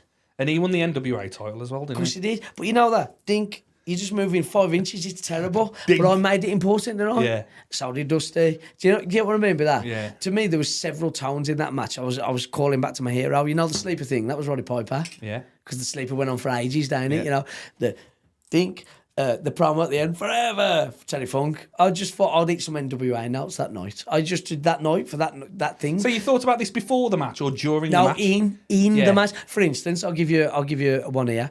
You know the bit at the end where I undone my boots and teased retirement, right? That was all ad-libbed in the ring. Yeah. I said an hour ago, we're the best ad-lib merchants in the world. I says, somebody asked me backstage if I lost this match, would I retire? And I said, yeah, I would. And I unzipped my boot and everybody screamed. Do you remember?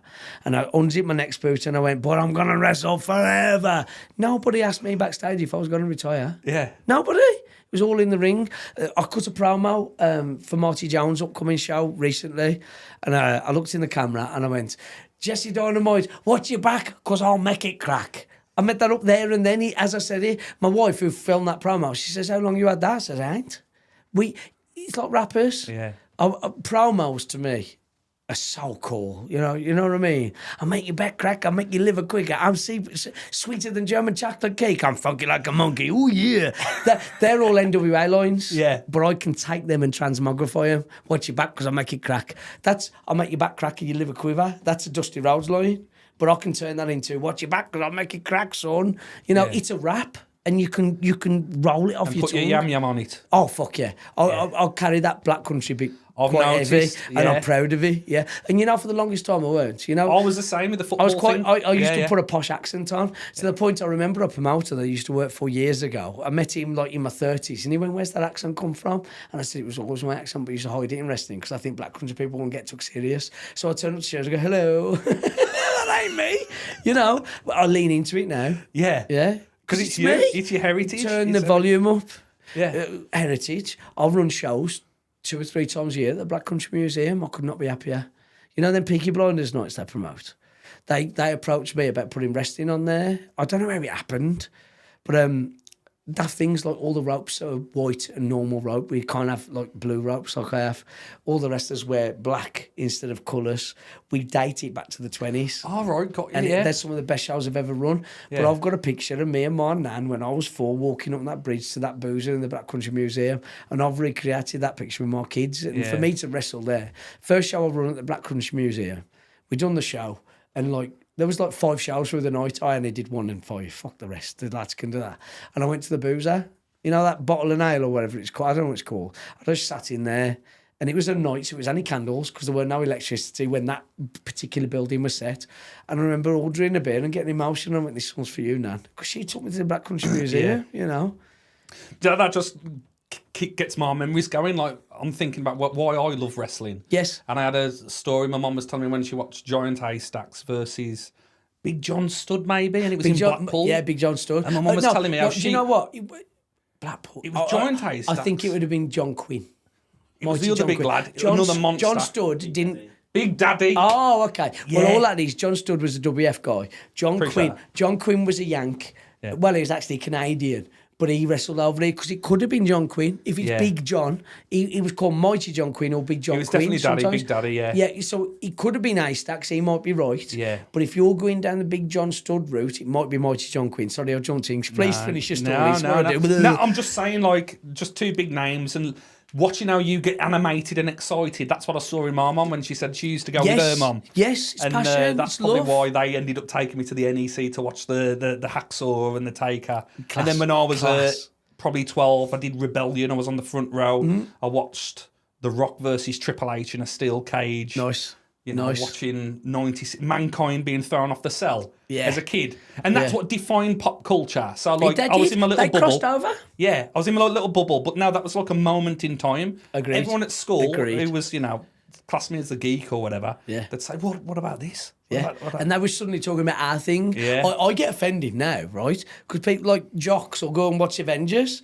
You know when I used to go buy my comics, right? I used to buy my comics, and you know, like Match and 442. I used to hide my comics in 442 so I don't get bullied on the bus. And now the people who bullied me for that are walking around in Captain America t-shirts. I see them in Walsall and I go, prick, through my teeth. You know, I used to hide my comic books in 442. No jokes. Seriously. It's mad how times has changed. And who's your favourite superhero? This is a funny one. At the time, it was Wolverine when I was a kid, but now I'm an adult. He's Cyclops. Oh, is he? And I understand why Cyclops thinks Wolverine's a prick. He was after his missus. I always think Cyclops was uptight.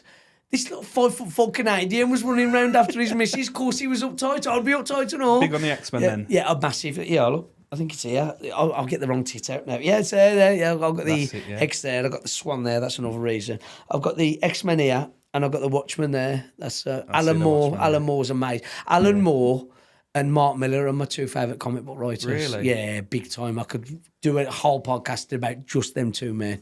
Massive influence. But that crosses over to my wrestling and nick things off that. I think all the wrestlers do, don't they? Everything's come from something else. If they're doing it right, they do, yeah. No, but mine was Silver Surfer as a kid. I don't know why I loved him so much. Did you like the Fantastic Four depiction of him? Because I personally did, and I know those films got true. Which one? The one back in early 2000s? The real ones that we're talking about. So that one where it was an alternate universe. I did, but he kind of jumped in later in the story when he ended up getting taken over and his planet was destroyed and he had to be a slave to the... But I thought the depiction of him was good. You know, the voice and the stature and the attitude of him. I thought they did encapsulate. You've got to watch these things subjectively. I like The Watchmen. It's nothing like the comic, but I love the film separately. I thought the attitude, the stature and the demeanour of the Silver Surfer in that second film was very good. Who's the blue guy in The Watchmen? Manhattan. He's some character in here. Comedian's my favourite. Oh, is he? Yeah. And there's the whole reason. Because nobody's good or bad. The comedian's actually a piece of shit. He's a terrible human being, but he saves the world. Yeah. Does that make sense? So is he good or is he bad? That's you as a reader. You've got to make your own mind up. I still think he's a piece of shit, but that tattoo is on me to remember shades of grey. No one's good and no one's bad. This is a great segue for me because I'm big on this. I'm big on good and evil. Yeah. And babyface and heel. Give you the other one. I've got half a yin yang on me. I had that at the Chinese. My wife's got the other one. The white really? Part. I've got the dark part. She's got the bad part. Sorry, go on. You were saying so what good you're and saying? evil. It's like a spectrum, and you go anywhere. Nobody's good, but the comedian's a piece of shit. But he also saved the world. Yeah, but you know what I want? I think in art, in movies, in pop culture, I want the super good guy. I want a Superman to show me that there can be a way. I want a John Cena. I want a John Cena to say that things can be black and white. Flawed. I love it when Clark Kent gets pissed up in Superman 4 and fights because he's real. Yeah, but he fights himself. That's one of my favourite scenes. But he's getting pissed up and he's angry and he's got stubble. Yeah. I get what you're saying. Yeah. And sometimes I'm like that. But what I like is a hero who's got faults because then I can be, because I've got all the faults in the world. Do you get that make sense? Yeah, no, I do totally. Yeah. But like, I want somebody to guide me. Like, I think we live in a society. Okay. We live in a society where everyone's ethically challenged and everyone's moral compass is questioned. And I just like the fact that Superman will, regardless, do the right thing. So you're a Superman fan then? I am, yeah. See, for me, and this is different personalities, and but I love your take on that. I adore that take, but I can't have that take. But for me, you know, when you meet someone and they're just too nice, right? I know a wrestler. I won't name him. He's never had a drink. He's never took a drug. He's just too fucking nice. He's too nice, right? And I look at him. I bet you beats his missus, though. You are? I bet you beats his missus. This is where I'm going. And I'm sure he don't. Because the person I'm using as example is actually a very nice man. Yeah. But I'm using him in my head, and I'd never name him because of that. In my head, I'm using him as like an example. Yeah. I think, what do you do when the doors close? Because you're too nice. You're always happy. You know, do you know what I'm saying? For me, Superman's that he's squeaky clean. That's why I love Christopher Reeve's depiction of him.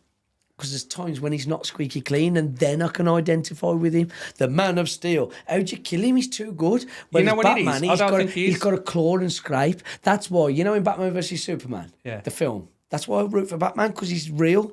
You know, Kingdom Come, the comic. Yeah. I love that. How Batman's in the fucking body brace at the end. And all that, but he exposes I want Superman to be a little bit. Is that when Bane breaks his back? No, Kingdom Come. I'll end it. Yeah, it's a completely different story arc. It's a deep dive. I shouldn't have mentioned it.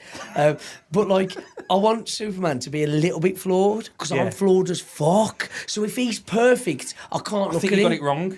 I probably have. His planet was destroyed. Yeah. He was sent from everybody he's ever loved and and known. walks around Earth going, he grew up. His dad died. Yeah. Do you know what I mean? Yeah, but he's still like, I'm great. You know what I mean? He knows he lives in a society where he can't win. People are chucking cups at him. I do he get can't this. be the hero. You're still right. Yeah. He's still trying to do the right thing, even though everyone around him. I get it. I promise you I get it. We're both right here. It's it's like our car stand rap music, right? But rap music makes millions of pounds, so it's good. I won't say it's shit. I'll say it's not for me. You are. What did you say? Millions of pounds. Rap music's a multi-billion-dollar industry. Yeah. So therefore, I will never say rap music's shit. I will say rap music is not to my taste. Does that make sense? We're both right here. If that makes sense. That's my take on Superman. Yeah. That's your take on Superman. I used rap music as an example. Mr. Perfect. Rap is crap. But I won't say rap's crap. Because you know what? When we tag, we have to come out to a rap song with chains on. You can come out separately. Yes. But it's not crap. It's brilliant. Yeah. It's just not for me. Does that make sense? You know. So what's your music? What's your go-to? Oh, look at me. You can say to me Black Sabbath. I've got the T-shirt on. I've got the cross on. Are you going next month or not? No, I'm not. No, I am not. I have been to Ozzy's last 3 retirements. I'm not paying anymore. Yeah. I feel cheated. He's in a chair as well, isn't he? Yeah, which I'm okay with. Disabilities, I don't give a fuck about that. What I give a fuck about is I went to a tour that was called The End. And I paid 354 English pounds for that ticket, scalper, right? And I was told that was the last gig ever in Birmingham. You're a wrestler and you're a fan of Ric Flair. Come on. You know the end isn't the end. Yeah, I know, but I never paid £454 for Ric Flair. Where was it at? What, the NEC or something? Oh, in Birmingham, yeah. Last gig in Birmingham, yeah. We're retiring. The end. Yeah. The end. Bollocks. He's doing it again. They've got Metallica on and they've got all the big names on. And the thing is, Metallica are good, but a lot of them bands I couldn't give a bollocks about either. Yeah. And Al Nathrak and Lamb of God and all that, you know, that growling. Again, it's not crap. Because they have a crowd, but it's not for me. I would go there, I'd be angry at 70% of the bands, right? And then Ozzy would come out into 4 songs and I'll feel cheated. The last gig that I saw Ozzy Osbourne, Tony Iommi and Terence Butler play was amazing. The only thing wrong was that Bill Ward weren't there. And he is this time. But it's 4 songs, 5 songs, 8 songs. Yeah. And I have paid through the teeth for Ozzy's last 3 retirements. I'm not doing it again. I like Crazy And I Train love as well Ozzy. from Ozzy. Yeah, that's his soul. I think he's rented to that. Yeah. I love Ozzy. I love him. And I love Black Sabbath. But I love every Black Sabbath. You've got Ronnie James Dio, Tony Martin, who actually a personal friend of mine. I got to meet him and be friends with him. Ray Gillan, Ian Gillan, Glenn Hughes. I can list every Black Sabbath singer. I'm a Black Sabbath super fan. I'm not an Ozzy super fan. So this to me is Ozzy's retirement. Good luck to you, but I've already paid 350 odd quid for your retirement, so now I'm paying again. But if they invite you to come along... Oh, for free, on there. On there. Podcast, you've got loads of things to say. Oh, for free, mate, I'll be there. I'll even pretend I like the other bands. We'll clip it and we'll put it out there. I'll even pretend I like the other bands if I'm there for free. As long as we can come with you as well. There's nothing more... I love Black Sabbath. Like I say, they're tattooed on my arm there. That's their logo there. Yeah. You know, the geezer Butler invented that. And I've got Tony Iommi's guitar there and Richie Blackmore's guitar there because Deep Purple are my second favourite band. I love heavy metal. Although I'm wearing a Black Sabbath T-shirt. I've got a big cross on that I've only got my best mate. Am I meant to give me this because it looks like Tony Iommi's? That's why he give it me. Yeah. You know, I love Black Sabbath, but I will not pay. I was dragged up on Black Sabbath. Nice. Yeah, my mum's record dragged player. Up, I love that. Yeah. We sold our soul to rock and roll, that album. Unbelievable. Like I say, I don't know, these labels, emo, goth, trendy. I don't know. Grebo. Grebo. That was when I was a kid. But like I said, if I had a tattoo, I'd end up looking like the Lizard Man. I'd have my tongue done and my eyes Everywhere. blacked out. Yeah. She won't stop. Yeah. So I thought, I can't get one because I just get carried away. Yeah. But I'm a rocker at heart. Class. I love I would never have had you pegged like that. It's weird, isn't it, that? Yeah. No, I love But my the rock same music. thing now, football, Stuart Pearce is a mad rocker, you know. He got in the music scene. Blonde hair, blue eyes, silly little fucking bowl cut. Yeah. You know, I love Stuart Pearce, by the way, and knocking him. Shit hair. He might be. But he's a mad rocker, you know. Yeah. Mad rocker. He loves his AC/DC and Black Sabbath and all that. And he's into like punk and all sorts. So I shouldn't be that shocked that you am because he don't look like a rocker. I'll just think I'll wear my rockness. Yeah, you are very much unapologetically Mad Dog Maxx. Yeah. Talk about the name. Oh, well, okay. Let's get to some real stuff. All right, so the Mad Dog part, this is our age. Do you remember WWF Attitude, the PlayStation game? Yeah, red cover. That's it. Yeah. That's it. So there was a creator wrestler option on it. And there was 10 names that you could pick from. You could write your own name, but the 10 names, Jim Ross and Jerry Lawler would say the name, and there was some of them were shit, man. Like the Thrasher, and the Dude. Yeah. Do you know what I mean? They were crap. And Mad Dog, and I picked it, and Jerry Lawler and Jim Ross kept saying, Mad Dog with a body slam, Mad Dog with a drop kick, and I was like, that's amazing. Can I ask, is this the genuine version of why you're Mad Dog? Real. No. I'll tell you about the lies in a minute. This is the real Mad Dog I tell the truth about, and that is from WWF Attitude, and then leading up to my first match, Steve Logan went, what's your name? And I went, Mad Dog. And he went, you can't be Mad Dog. It's a villain's name. You're a good guy. And I went, Mad Dog. And he went, you can't be Mad Dog. And I was so insistent. And he could have told me bollocks. And bless him, he just humoured me. So, Steve, thank you. Because I've still got that name now. And he did argue, not argue, because he was too nice for that. But he tried to hint to me that it was a terrible name for a 15-year-old child. But, like, I was straight at the wall. I was single-minded. And then a couple of years later, I got my first match for All-Star, which was Brian Dixon's promotion, who were, oldest promotion in Europe, full-time touring company, and Steve Logan used to work for Dixon, and he got me that job. And I introduced myself to Brian Dixon. He said, what's your wrestling name? And I went, Mad Dog. And he went, but you're a 17, 18-year-old teenager. You can't be called Mad Dog. And I went, Mad Dog. I just would not move on it. I wouldn't move on it. And he went, but we got to give you a second name then. And he says, the sounds babyface. And this is the worst ever, man. He called me Mad Dog Mover. Oh. Yeah, no. See, so you dance? You come out dancing? No, I didn't. I refused. Is that what he wanted, though? I think so. I don't know. But he just put something on it. And I understood him. And then I went home and I thought, well, I've got to put something on it. Yeah. To never be called Mover again. Does that make sense? Because it was that shame. I mean, Brian Dixon. You hear a few wrestling stories like that where they pushed something. But Brian Dixon was trying to throw me a bone there. He could have said, no, your name's Adam John or something, you know what I mean? And he again, like Steve, he humoured the idiot, but twisted it for his promotion. So he says, tonight you'll be Mad Dog Mover. Oh, fuck. So I went home and I thought, I've got to have something. And yes, so I just plucked Max out the air. But I get asked what Max means, why I picked Max. Basically, you know the Gladiator? Well, which one? The proper, the film. Yeah. I'll get called Wolf loads because of my hair. Oh, right, okay. Yeah, so there is a link there. Wolf the Gladiator. He looks like Wolf the Gladiator. I'm better looking than Wolf. Jesus, he was this villain. I love Wolf. Wolf, I hope you watch it. And when he goes, I am Maximus Decimus Emperors of the North. Yeah, and I thought Maximus is father good. to So a I murdered called wife. myself. That speech. So I thought, and I shall have my vengeance in you've this got life it. or the You've next. got it. So I call myself Mad Dog Max. Yeah. But the truth is, that's a lie. I don't ever tell no one what Max is. That's the 9th story I've made up. Tell me a story for 10 minutes and say, and that's a lie. The Max part's a lie. Like last week, take I'd done a Q&A, and this is, why is it Max? And I says, well, they give me a cue card, and I wrote Mad Dog Matt, and I did the tease on the piece. The MC accidentally said Max. That's a lie as well. I ain't never telling anyone about Max ever. And also, Mad Dog Max has got a surname. In like the mid-2000s, like 2008 or whatever, I give him a surname of one of my favourite wrestlers. I took his surname. Third person, you give him Mad Dog Max. No, imagine, like, what's your surname? Perry? Yeah. Like Mad Dog Max Perry. Right. He had a surname, so Maximus, which isn't true. That's another lie.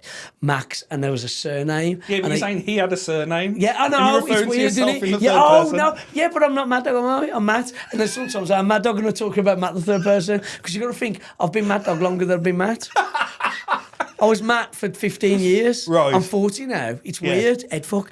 Split personality. But yeah, going back, Mad Dog had a surname and I used it for 4 months and then I looked at the posters and it was so embarrassingly corny I dropped it, but it's still his surname and I'll never tell anyone that. So if they would have found me in that 4 month period and they know what my surname is, they know it, but I'm never going to tell anyone. Let's touch on that for a second. You made a good point there, this schizophrenia thing. Yeah. Like you watch some of the wrestlers and they genuinely believe. Like, watch some of these do. Austin I've podcasts. met her. I've met her. And they're, I like, believe they're buying their own shit. Yo, bad. Some And of it's them. like, what's the difference? And Some of them are delusional. I do it because I've had a drink and it's a slip of the tongue. It's a slip of the tongue. She's the third person. Yeah. And joking aside, I was Matt Powell for 15 years. Yeah. For the last 25 years of my life, I've been Mad Dog Maxx. But splicing in Matt Powell, because if I go to a christening or a cricket match or a non-league football match, how are you doing? I'm Matt. But then every weekend, I'm Mad Dog, how you doing? And it can be an head fuck and it can mess you up. I've done this longer than I haven't. Yeah. You know what I mean? But yeah, loads of wrestlers believe their own shit. It's so would you call it a gimmick or not? The name or not? Is that a disrespect? No, it's not disrespect at all. It's just different ways of wording it. Gimmick, skit, whatever you want to call it. There ain't no disrespect there. So some wrestlers come in and they say, because you do your handshake thing, don't you? When you first meet everyone, you're going to be respectful. You talk to respect everyone, shake everyone's hand and all that. Yeah. I met you last week, yesterday. Should we have say hello? Fucking hell, yeah, you're going to walk around to the handshakes. Yeah. Do people introduce themselves as the wrestler? Well, or it depends how much of a prick I am or where they am in the career. Because they could be in their first 2 years and they might think they've got to say the worst for me is like, I'll put the belt on a lad, promoting. Let's get him some more beers here. I'm all right. I've got my cooler, I'm fine. This cooler comes He's everywhere. bought his cooler with him, by the way. His own cooler full of beers. That's He's rock the and lid. roll. I'll just show the lid. But yeah, so I'll put the belt on a lad, and he was a good lad, really popular lad. You know what I mean? He was over. The crowd were loving him, and I says, John, because his name ain't John. John, I'm going to put the belt on you next week. He was, oh, thank you, dead humble, right? I'm not going to say his name, and I really wanna, but I'm not. Yeah. And I said, I'm going to put the belt on you next week, and it won't it's like an Oscar. Because you don't win it. You don't kill a man to get it. You don't pin him. But it is like an Oscar. It's an award. You're going to carry my company. You're going to be my champion. So there is an honour there. Yeah. When even now, I'm 25 years in, and if a young promoter says to me, I'm going to put the belt on you, I'm honoured. And I know I've got to be a bit more serious on that show, and I've got to try a bit harder, even though I try hard anyway. And my work ethic, you know what I mean? But I'm his champion. I'm going to carry his company. It's an honour, right? Yeah. But this kid goes, oh, thanks, Matt. Great honour, blah, blah, blah. Great. Won the belt. Everything's fine. Next show, he turns up with a pair of sunglasses and the belt on his shoulder as he walks in. I was like, fucking hell, there ain't no fans here yet. Who are you doing that for? Who are you doing that for? The fans ain't here for another hour. Sunglasses. The kid ain't never wore sunglasses in his life. He's dragging his bag behind him. He's got the belt on his shoulder. He broke, man. And I had created a monster because I didn't know he was an egomaniac in the waiting. Really? Egomaniac. But he was this humble dude. I went, One of the story where Big Show was like he wore the belt at the airport and everything, and like nobody told him. But I think he was told to. I think someone ribbed him. Yeah, I think there's a difference. I think another wrestler told him to do it, so the other wrestler would pull him apart. I think Big Show's got an out on that. But this lad, at least Big Show was wrestling in front of thousands of people on Nitro. Yeah. This lad was wrestling at a Saddler's, coming in front of 276 people, which is amazing. But take your sunglasses off and put your belt in your bag. I created a monster that day. How long ago was that, though? Oh, years and years and years ago. Because I think times have flipped now. That's probably acceptable now. He better not be. But I'll tell you this, though. His attitude was never the same after that. Really? I never got on with him after that. He got more and more big-headed. Oh, I got him to lose to a young wrestler, and he made sure the wrestler put his feet on the ropes because he couldn't lose. Come on. Put the next young kid over. Yeah. Put the next young kid over. Make him look good. You know what I mean? You fat fuck. Well, I'm giving more direction there because he was chubby and all. But he broke my heart that day because he was a lovely kid. Yeah. And everybody, and it's like me, everybody said to me, and still do, like lads still joke about it, said, can you put the belt on him? He went crazy. Yeah. And he did. Believe your own night, man. Let's talk about like the current state of the business then. All right. Say things like Joe Hendry. He's took off by storm, hasn't he? I admire him so much. Yeah. I don't know him. He's probably our age as well, isn't he? Yeah, but I'll never come across him. But I've seen, he's a self-made man. He made himself over. I don't know him. I've got no skin in the game. And I don't like modern wrestling. There's not many modern wrestlers I like. But he had a number one hit So I paid attention to who he was. You know that song? He was like top of the charts, already. Like, yeah. You asked me certain wrestlers, I couldn't even tell you who they are, but I know who Joe Hendry is. I know who Joe Phillips is. You know him, Frankie McGibbon. No, I know who Joe Hendry is because he got himself over and crossed over. Yeah. I have infinite respect for that man. Infinite. And I don't watch modern wrestling. How dare I know his name? This is what I'm saying. Clever He bastard. can do it at 40. He wrestled Randy Orton at Mania, man. I know. And he got himself over. Nobody got him over other than him. What about the Mad Dog? Me, nah. Too late for me, and I swear too much, and I drink too much, and I like pot. And you know the other thing, I wrestled in Japan 3 times, and it was the best tours of my life. Yeah. And that's an accident. I could do a whole podcast on my Japan trips. I got there by accident, but there were 2-3 week tours, and they were short tours. I was asked to go out longer, and I shortened it to 2 and 3 weeks, respectively, 2, 3, 3. And I was away from my wife and kids too long. And don't get me wrong, maybe if it was for millions that I'd done it, money talks, I can't talk like that. But I ain't never been back. I've done 3 tours, 2 weeks, because I'm moithered and bitched about not going out there for a month and a half. Yeah. And then I negotiated with them. We got 3 weeks, and it was too far from my kids. And what it is now, when I wrestle in Italy now, and Portugal and Spain and Europe, I can FaceTime them. Yeah. But when I wanted to FaceTime them, they were in bed. And then when they wanted to FaceTime me, I was in bed. And obviously I'd wake up and talk to them because I missed them. But I'd be grumpy all day and I'd had a shit match because I was up at 3 a.m. talking. It's half the reason I stopped playing football, because I'm a single dad. I've got no support system. Yeah, see, I don't want to be away from them. Yeah, I don't want to be away from them. I missed them. And my wife, man. Like, my wife's my best friend. You know what I mean? You know, I say Matt Menser is my best male friend. My wife's myself. She's my best friend. And when I can do 3 and 4 days away from her because I know I'll do her editing, so I know I'm giving her a break, and she likes me when I come home. It's her who has the break, not me. But like anything longer than a long weekend, I start getting funny. And I was away with like a lad called Leo Addison in Rome recently. He was in that Battle Royal again because I wanted him there. He's one of my best mates. And on day 3, you could tell I was losing the plot. I was missing my kids. I was missing my wife. And he's a black country lad, so he got me pissed, so it's fine. But he knew to calm me down. I was going to kick off with someone I shouldn't have.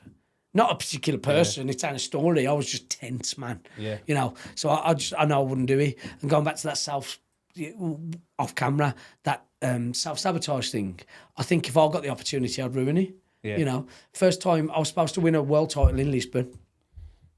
Me, black country lad, against a lad from Japan. Supposed to win a world title, then go and have my first tour of Japan. And the night before, I had this mad panic attack. I thought it weren't good enough. And I got absolutely pissed out my tree. Yeah. Bad self-sabotage. I drunk myself into a coma. I was sick everywhere. And in my head, part of me thought, well, I won't have to do the show now. And I got to the show at 11 o'clock. And you know them white plastic chairs you had in your garden in the 90s? Yeah. I fell asleep in one of them for about 8 hours. And the Japanese promoter and the agent and the wrestler, they kept coming to plan the match. And bless him, my mate who trains with me and Leon, the 2 lads, they were like, he needs a nap, leave him alone. Leave him, he'll be up in a bit. And they were like, is he all right? And I weren't all right. I was dribbling. I'd drunk myself into a stupor because I didn't think I was good enough. Yeah. And for about 8 hours, they fended these Japs off from talking to me, to the point that I don't know this now, but like Cal Silver has told me since, they were thinking about cancelling the match and everything because I was such a state. And then about 2 matches before my match, I woke up, and I swear to God, I woke up and I just stood up, stretched, and I did about a 20-second burp. I brushed my teeth, had a shower, put my gear on, and there was about 15 minutes to go. And the guy I was supposed to wrestle, he's a dear friend now, the Japanese guy, he says, what we doing then? And I went, wrestle, wrestle, wrestle, wrestle, wrestle, wrestle, wrestle, near fall, finish. He went, okay. And that was it. And we got out there and had one of the best matches of my life. No way. Serious. But the truth is, I did train for it like a boxing camp. I only sabotaged myself one day before, but I did. Looking back now, I know what I did. You trained years for it, though, didn't you? Yeah, but I tried to ruin myself, and I know I did. But why do you reckon? Because I was scared. Yeah. Yeah, dead scared. Dead scared. There's backstories to it as well. That was supposed to be my wife, Elise. You saw her wrestle. That was supposed to be her first international match. And 2 months before the tour, she had a stroke. Oh, no. And no one knew if she'd wrestle again. And I needed her there because I was going to win a world title, like a real world title, like a Japanese world title. You know, it was my honour. Yeah. And we didn't know till 2 days before the match whether she was allowed to fly or not. So she still come, but she come late and met me and all this. But I was so many doubts, and her stroke fucked me head, and my doubts about my ability and my worthiness fucked me head. And you ever drank caipirinha, Brazilian short? I don't think It's I've, no. death juice, man. Yeah. And I knew it was death juice, and I just sunk it, and I sunk it, and I sunk it. And part of me thought, well, if I'm that poorly, they'll put someone else in the match. And I didn't know it at the time, but I know now. And luckily, I'd trained that much with Leo, and I went to the gym twice a day. I had a six-pack. I'm fat fuck. I never had a six-pack. I had a six-pack for that match. And luckily, instinct took over, and it was a very, very good match. But I tried my hardest to ruin it for myself. And I could tell you another 10 times that I've done that. Yeah. Yeah, and 8 out of them 10, I did ruin it. It sounds quite familiar with the lads I've met in football. Yeah, You know, who could have been Premier players. Yeah, massively. Yeah, yeah. There's nothing worse than self-doubt as the devil on your shoulder. Bang on. And I said it in my last podcast, I played a lot through my career with self-doubt as well. It's Now, hard. bearing in mind, I had 20,000 fans chanting I'm a fat bastard. I'd go on the forums after. Yeah, but that makes you feel and I'd good, though, when slander. they give it your stick. You know what? Or did he? He did. Okay. So this is where the wrestling See come my in handy. personalities again. I was the pantomime villain. Yeah, so I'd fuck go you, out I'm there, fat, fuck you, I'm better than and you. I'd play a character, and Class. I'd lean into it, and Yeah. I'd shove my belly out and tap. But- I'd score a goal in the But last you know, when minute it and hurts stand you, there like when that. you sit in a town, when you know. Yeah. Yeah. That's when it does hurt you, yeah.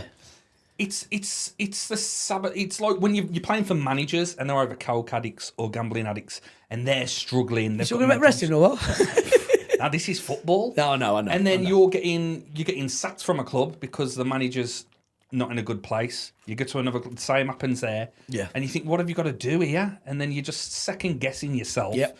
And then you're not as fit as you was. You and then, should be. Yeah. And then you're playing through injuries, which you'll probably know as well. Oh, God, yeah. Yeah, so Oh, God, you've dislocated this, so I can't do this, so instead I'll do this. Yeah. And then it's a get around, but it's second best. yeah. You could be yeah. better. Then Yeah. your biomechanics change, and then over time you adjust, and then Bang it's on. slippery You slope. got ain't it. You got it. It's quite similar, I think. I think we Yeah. could have a chat off air and shock each other with their similarities. I think we can listen to everything you say. Yes. So what about for your... So what was your daughter's name who wrestled on? Haya is the daughter that wrestles. Yeah. I've got 6 kids. Like I say, they are my biological kids. I can't lay claim to them, but I'm doing that. I love them and I love the bones off family's them. family, ain't it? Running that show, I've got bikes down now. You got Shauna, who's the oldest. She's I think 20. I'm bad with ages, even I'm really bad. Same, mate, just she's, numbers. she's the oldest, and she's gone through uni, and that makes me proud because I was half clever as a kid, and I was always told by my granddad and my uncle, you'll be the first one to go to uni. And obviously I didn't, I was a wrestler instead. And Sean smashed uni, and I'm so proud of her. And then Haya's got into wrestling, so that's ridiculously proud, you know. And then there's Leela, who's my first biological daughter. But like I said, they're all the same to me. I only say that to denote it, because the truth is the older 2 girls, I've got a dad and I respect him, so I ain't going to say that's more class, mate. kids. I'm going to prefix it out of respect for who they am, you know. Yeah. Not out of love or whatever. Leela's my oldest biological kid, and she used to train as a kid, and tonight she's 15, coming 15, and she said yesterday, Dad, I want to do wrestling class again. So she's, while I'm talking to you, she's got back into wrestling. Don't know how that happened. Yeah, I don't know how that happened. And then my 2 sons, Cozy is next. They've all got funny names, haven't they? Shauna, Haya, Leela, Cozy. Cozy's my oldest son. He's So it's like 12. Mad Dog Cozy, Mad Dog... Oh no! Shit. I can tell you that it's Mad Dog Rex. I've always, I've got that. Cozy is my oldest son. He's 12 and he wrestles. Then Roika and Lyra are my youngest. Them twins. Them boy and a girl, and they both Where's in the kids Roika class. come from? Captain Commander Roika, Star Trek. Yeah, I told you I was a sci-fi geek. Yeah. Shauna and Haya, obviously, at least, and their dad named them. So I can't lay claim to that, but they're lovely names. I think they're lovely. Leela is Doctor Who's 4th companion. Doctor Who 4, he's her companion. Yeah. And she's also the wench from Futurama, Yeah. sci-fi. Yeah. Cozy Powell, the drummer from Rainbow. Wow. Cozy Powell. Roika, Commander Roika. And I'm not 100% sure where Lyra's from. I can't remember because I'm drunk. But... her middle name's Anne, after me nanny Anne, and I could get upset about that because that's nice. Yeah. The boys' names, Cozy Matthew after me, and then Roika Max after me. Because my brother had Adam Michael, he had my dad's name, and it always bothered me. I was like, I'm the oldest, why don't I have my dad's name? And I thought I'd only have one son because you don't know what's coming down, so I called Cozy Matthew. Yeah. And then when I had Roika, I was like, well, he can have a bit of me and all. So one lad's got my real name and one lad's got my stage name. No way. And only Roika knows why I'm called Max. Does he? Yeah, it's his name. He deserves he to knows know. the truth. He deserves to know, but no one else does, and he's secret sworn to secrecy. So what if they get involved in the family business then? They already have. All of them? The boys. All Lyra, yeah, all of them bar Shana. Yeah. The oldest, and she just doesn't want to, and there's no pressure because, as I say, Leela came out of it and only got back into it this afternoon. There's no pressure. Haya was the first one to get into it, and I didn't want her to because I know how bad the wrestling business is. And then Elise, basically, my wife, another cool name, she educated me. She's like, it's different now. Yeah. I'm in the promotion. There ain't going to be the sleaze. There ain't going to be the nastiness. There ain't going to be no. And she was, and that's why I let my kids into it because my wife's in it. And because I was harking back to when I was 18 and I got bullied and I got shit on and bad things happened to me. And literally she says, stop. She says, the business is different now. I'm on the roster. Different, isn't it? Not just the business. Oh, God, yeah. But it was her involvement that made me let my kids get in. Well, that's where I see the synergies. We like on Sunday watching you and wrestling with the family. Yes. I say Paige and Sarah. Yeah, I love that family as well, the Knight family. Yeah. I love them. I love them. I look at your family and I'm like, this is how you're going? Vauxhall Conference version. Yeah. Well, now that they're in it, like, you've paved the way, and now the next generation come that'd through. be lovely. Yeah, that'd be lovely. Paved the way. Can you imagine? I do say to the lads, if they get a big $1 million contract, 10%, coach. Yeah, they'll give you more than that. No, joke. Complete joke. But I mean, that's how it works, isn't it? You've paved the way, and would you be a fan of them going to America and doing I'd support them in anything. Yeah. For instance, Shauna doesn't want to do wrestling. She wants to be a sonographer. I've got her back. It's amazing, scanning and all that. The reason she wants to do that is because we had so many kids and she saw so many cat scans. The baby scans. Yeah. And literally ultrasound stuff. Yeah, that's it. Yeah. Sonographer, that's what it's called, I think, anyway. I'm probably butchering it. But that's I was going to say, you could have said anything and I would have just said. Radiographer as well. That's a different part, but the same kind of skill. She's learnt it all at uni. I support her as much as I support the others who want to do wrestling. They're my kids, man. It's awesome. But my dad didn't want me to be a wrestler, but he got a Provident now and I bought my first pair of boots. What I'm saying? So I've got to, I know. So what's next for Mad Dog then? Are you happy with your current trajectory? Yes. There ain't no trajectory. I'll never want one and I never have one. One day at a time. That's all I can do. Because if I make plans, if I tell you, me and you are going to meet tomorrow at 7 o'clock for a drink on Wednesday, I ain't going to go. I think it's ADHD or personality deep. I don't know. If we make plans for next week, I'm not coming. I'll text you an excuse. Yeah. I will text you an excuse. My friends have got used to me now. If I go for a pint, I text them 5 minutes before. I'll text 10 friends. I'll text 10 friends and I'll go, who wants a pint? And 2 of them reply and I'll meet them too. Because they're free. Yeah. If we all say, let's meet on the 6th of June, I won't go. I won't go. And I don't know why. I can't tell you why. But on that morning, I'll get itchy. And by the afternoon, I can't go. And 5 minutes before, I'll tell them I've got a migraine and I haven't. Yeah. But rather than lie to them, no, I just don't make plans. And that's my career. And booking stuff, yeah. I don't know what it is. Beer, I'm like Friday afternoon. Yeah. He went, it's tomorrow. You can't. But that's how I work. But tomorrow, that's forward planning for me. I can't do tomorrow. Yeah. If I'm going for a drink, it's 5 minutes. Literally. No, I'm in the pub. Texting my mates. Yeah. I'm in the pub. Who wants a pint? And if they can get there quick enough, I'll have a pint with them. I don't know what's wrong with me. There's a lot wrong. Yeah. My wife wants me to get assessed. Yeah, and I don't want to because they'll put me on medicines and I'll be dulled down, dribbling. I'm happy with who I am. Have you had injuries you've had or what? No, it's too many. Yeah. Breaks. Broken rib, concussions, too many. I'm so scared of dementia. I'm really scared of it. I've had loads of concussions. Dislocating my shoulder. They said I'd never wrestle again, so I just kept asking doctors until they said I could. Second opinion, third opinion, fourth opinion. Like the 9th doctor told me I could, and I'm here. The shoulder was bad. The rib was bad. Done it on Boxing Day. The match before me, I took a bump, and the ring boards, they're like that. Yeah. They went like that, so it was an inch difference, and I didn't know, and I took a back drop and cracked my rib. And we was in Merthyr Tydfil, 2.5 hour drive from home, and I couldn't get in the seat, so I had to nick off a bottle of rum just to get in the car. Oh, wow. Yeah, that was a bad one. And my dad, being a boxer, he knew how to look after me, prop me up, and put me on pillars because he broke his ribs getting boxed. Yeah. And he propped me up on my side and got me to sleep. And then he nursed me. But I had to stop him from nursing me because my dad, as you know, he's a very funny man. And laughing, coughing, sneezing was the most pain in the world with a broken rib. Yeah. And he'd come in and bring me soup and a tea and look after me. And then he'd crack a joke and I'd laugh and I'd go, get out. Because laughing hurts so much. Months as well, didn't it? So we had an arrangement that he'd cook the food and then my brother would bring it in.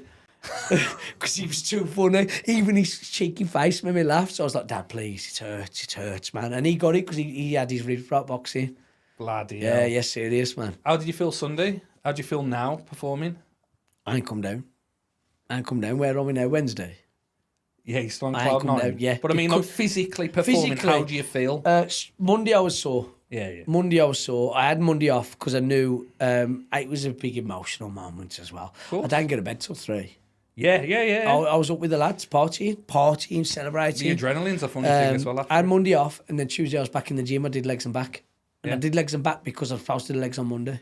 It all starts again, didn't it? Yeah, I was supposed to do legs on Monday and I had Monday off, so I had day right. So instead of I did legs and back Tuesday. And when's your I'm next supposed event? to be doing chest now, and I'm here with you, so I ain't. So I'm going to do chest and shoulders tomorrow.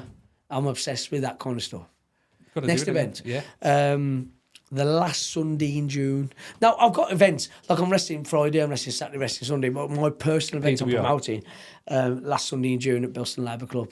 Yeah, I'm looking forward to that. That's good. I'm wrestling a good mate of mine, and Kevin Phoenix, the Yanks on, he's champion. I love him as well. The bill will be great. But this Friday I'm wrestling somewhere, can't remember. Saturday I'm wrestling in Evesham for a good friend of mine. Sunday I'm wrestling on the Fun Fairs where wrestling begun. Yeah. Weekends are my thing, man. Yeah, Is it Pat Collins or not? Yeah, from Brown Hills. Yeah. Pat Collins Fun Fair, Tipton, I think this week, and Albury the week after. They're a big employee of mine, and I love the fairgrounds because that's where wrestling was born. Do you take offence to planning a match or not? Yes and no. Depends. So if Is it a pride thing? no, it's who you are. So if I was wrestling you next week, you half an hour to wrestle, but you don't because you haven't wrestled for ages. I'll plan it with you.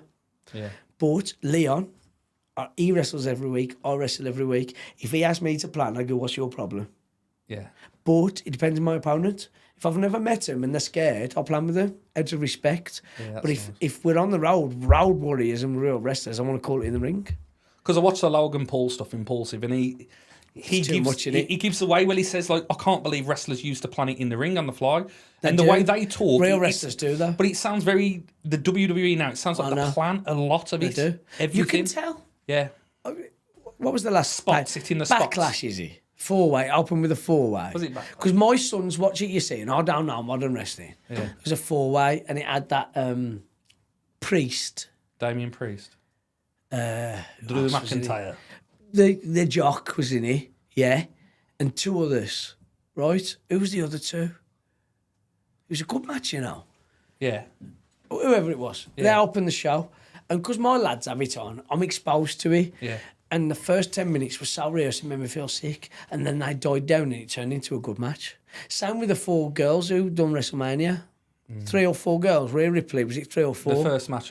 Yeah, 3 or 4 girls. Yeah. Either way, right. The first 5 minutes were so real, it made me sick, and then it bedded down. Yeah. I think call it in the ring. Ric Flair never planned a match. What's wrong with Ric Flair's matches? You tell me what's wrong with her. I just think times have changed. Like I said, I like Logan Paul. I know. I've got to shut up because I'm the old man in that conversation. Yeah. Does that make sense? I suppose if you're a director and it's a TV, you're doing it for the TV, the need to... So you feel it, don't you? You're old school and you feel it out there in the ring and you see the ups and the Roddy downs. Piper talks about a third ear. Yeah. I've got a left ear and a right ear and a third ear. Yeah. I can plan with you. I'll go, because I love technical wrestling. That's my thing. British wrestling. Wrist lock, headlock, all in and out. Cheeky. Right? 5 minutes in, if the crowd don't give a fuck, my third ear is going to tell me that I don't give a fuck, and I'm going to go, big man, punch me. Yeah. Under my breath, in a language that no one else in that crowd's going to understand, only me and you. I'm going to tell you, big man, let's get nasty. But I'm going to tell you in a way that not even the ref's going to know I said it. Yeah. Does that make sense? Yeah. And we'll change the match. That's that third ear. So I can plan with you, but if the crowd don't give a fuck, I'm changing it because I wrestle for a live crowd. Yeah. I wrestle for a paying audience. It's a TV audience now, which is what they're doing for. I know. Different products. You might as well be talking about football and rugby in a way. It is different compared products, to me to them. Yeah. You know what I mean? And I'm not enjoying that too much now anymore. No? You watch it because you're a fan of the But did product. you enjoy Sunday? Oh, mate, it was classic. Yeah, It's like a party because I guarantee atmosphere. you most of that was called in the ring. Me and Bram, most of that was called in the ring. Most of it, no, I'd say 80% of that was in the ring. 80. It's a party atmosphere. Yeah. The only reason we planned 20 is because we never wrestled each other, even though we know each other well. Yeah. The only reason we planned 20 of it is because we didn't know each other. You call the finish or not? The finish was planned. I'll tell you this now. I hate saying this, but I don't because the business is open. You know what I'm saying? That Ric Flair has spoke about planning matches, so you know, there's still a part of me this program to not say the start and the finish. That's it. Yeah. And when I say start, first 2 minutes, last 30 seconds. That's all we play. Well, have you seen the new program coming out on Netflix? Unscripted? I've heard. And they literally just talk about. Do you mind if we don't talk about that because that'll kill me? Yeah, I'll get angry. I'll actually get angry if I talk talk about it. But I'm angry at myself just for telling you what I just told you. Yeah. But if Ric Flair can do a shoot interview for 3 hours with voice bots, and he's my favourite wrestler and the best wrestler of all time. If he opens the door, your role model, respect him. your idol. Yeah. But I like to think I've only give away what he's give away because there's extras that he didn't give away that I know about and he knows about. And when I start giving them away, I'm going to really get angry. And I agree. Look, as in language, I just told you secret language. Yeah, we speak a language. Like the magic tricks. I know magic tricks, but I'll still believe in magic. Let me tell you something. You've just really hit an out here. I say this about wrestling. They all know it's bent. They all know it's a show, right? I used to love bent. Yeah, like okay. Do you get what I'm saying? Yeah. 9 bob note on the slide. Bent to me is 9 bob note. I know exactly what you mean. Like cheat. Do you get what I'm saying? I ain't being like any kind of homophobia. That's a different. Bent as in ucky, as in 9 bob note, as in 10 bob note, right? I mean, every reference you're making, no one's going to understand on the internet. Fuck them then. But what I'm saying is I'm being pure, I'm being nice, I'm being loving. There's no nastiness there, that's what I'm saying. But what I say is, and even this reference is going to blow their minds, they're going to go on YouTube. You know, Penn and Teller? Yeah. Who's another great magician? That lad who put himself in ice, in David Blaine. Fuck them. Copperfield. Do you remember Paul Daniels and Debbie McGee? Of course, This is what no one will know. You do, but you all listeners and your watchers are going to have to Google this. Paul Daniels and Debbie McGee. You'll like this, not a lot, but a little bit. And he'd like pull feathers out his hat and a rabbit out his hat and all this shit. Yeah. The end of his show, he used to saw his wife in half. He used to put her in a coffin, get a big saw her in half, move the boxes, the legs would wiggle and the head would wiggle. I know that he didn't saw his wife in half. There was no blood on the floor. She weren't dead. And next time I seen her, she walked, right? But I don't ever want to know how he done that. I don't ever want to know. You could show me now a video of how Paul Daniels used to saw Debbie McGee in half. I'm watching it. I will walk out this building now, the podcast's over. If you put that on that screen now, I'm going home. I don't want to watch it because I know he didn't saw her in half. But every time I watched it, I was like, that's amazing. Because the legs would wiggle and look lifelike and her head would wiggle. Yeah, part of the illusion. And then they put her out together, the legs would go in, she'd go in, she'd walk off. There was obviously a wench in the other box. I don't know. We don't know. But I don't know. Yeah. And I don't never want to know how they I'll done have it. quick hand stuff where they say, look over here, and the pickpocketing you. Yeah. And you can watch it 100 times. And you never know. Even though you know how they did it, you still can't figure out still how an they art, did it. it's still amazing. The person standing in front of him, and just by talking to him, you can convince them to look up here. But you know the pickpocketing and your wallet's gone. You've got it. You see the guy at the weddings and he takes the tie off and he takes the ring off. It's amazing, and isn't it? it's phenomenal. But I don't want to know. I know that he danced her enough. I don't want to know how. And I wish a lot of wrestling fans had that perspective because they'd enjoy it more. Because now they want to go online and go, you fucked up. Yeah. Oh, that match was only 8 minutes long and this happened. And that. Just enjoy it for what it is. That's the power of the internet, isn't it? They're looking for the botches, they're looking for the clickbait, they're looking to say shit. When Paul Daniel botched, I used to laugh. It's funny. Yeah. But then he still sawed it off. You know what I mean? Whereas you go to a live show now, it's about the storytelling, it's about the atmosphere, it's about the audience. Yeah. It's no longer about what the I audience, would like to think is the Grassroots Vauxhall Conference, as I keep saying. What's it called now? National League I don't know, One? but you might get a sponsorship from Vauxhall. I hope so. They're down there, they're their company. What are they called now? The non-league, where Wrexham come out of? Oh, bloody hell. What is it called now? You got Premier, Championship, League 1, League 2, pair. What's the one under that? National League 1? Vanarama. Yeah. The only reason I say that is because some young listeners now will go, oh, that's what Vauxhall Conference means. I mean non-league. I'm the non-league version. But you seen non-league Sunday. Were you... Gladiator reference, Maximus. Were you not entertained? It was good worry. You know what I'm saying? We still wrestle like the 80s. You know what I mean? And looking around the room, that was how I judge it. You look around the room, you see how happy they are though, you see the faces. Yeah. And everyone drinking them 2 pointers. Bloody hell, that's decent. Oh, God. Someone handed me one of them on the way to the ring. More gimmickies than my drinker, but I never used to drink lager. I do now. A necktie. Boom. Is that why you was behind that curtain? Yeah. No, this is years ago. You know Johnny Thunder who was in that tag? He's over and he's popular. He was the villain years ago and he was in a cage waiting for me. But we're good mates, right? And I necked this point. And I went, yeah. And I burped and loads of shit come out. And he looked at me and went, dirty bastard. Like that mime, dirty bastard. And I went, sorry. Like that, I got in the ring, we had the best match ever. But yeah, 2 pointers, bastard. Fucked me up. Because they handed it me, I couldn't give it him back, could I? I had to be Mad Dog. So I went, but It's Popeye voice. but Popeye, yeah, see? The pipe ain't just Popeye as well, you know. The glasses ain't a gimmick, I can't see out this eye. Because of wrestling or not? No, just born. blind as a bat. Born. So I used to have a squint, I used to close this eye. Kids used to set the piece and call me Popeye, and that's the pipe. He's like a fuck, you know. Yeah, I used to have a squint. Now I just have a really thick lens here and it's crushed down. So what do you do in the ring? Do you have contacts or not? No, it's why I'm a technical wrestler. I've got to grab you. Keep holding. Yeah. Okay. And I've got used to it too. If you watch me ever do a drop kick, I never do it off the ropes. I post you, so you hit the post hard and you walk out, and I touch your chest dead quick. No one knows I'm doing it. Slide to band, then I drop kick you. Slide to band. Coping tactics. Wow. Serious. So you're like 2 steps ahead. Yeah. But I've had to learn that. But because I've always been half blind, I don't know how to get around it. Because I can just about see out this one, but I still need a lens. This one's fucking gone, man.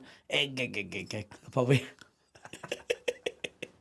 So let's hit some questions. So say, if you could pick your all-time 5 wrestlers to either fight or team with, who would they be? It's a hard question, and I'll tell you why.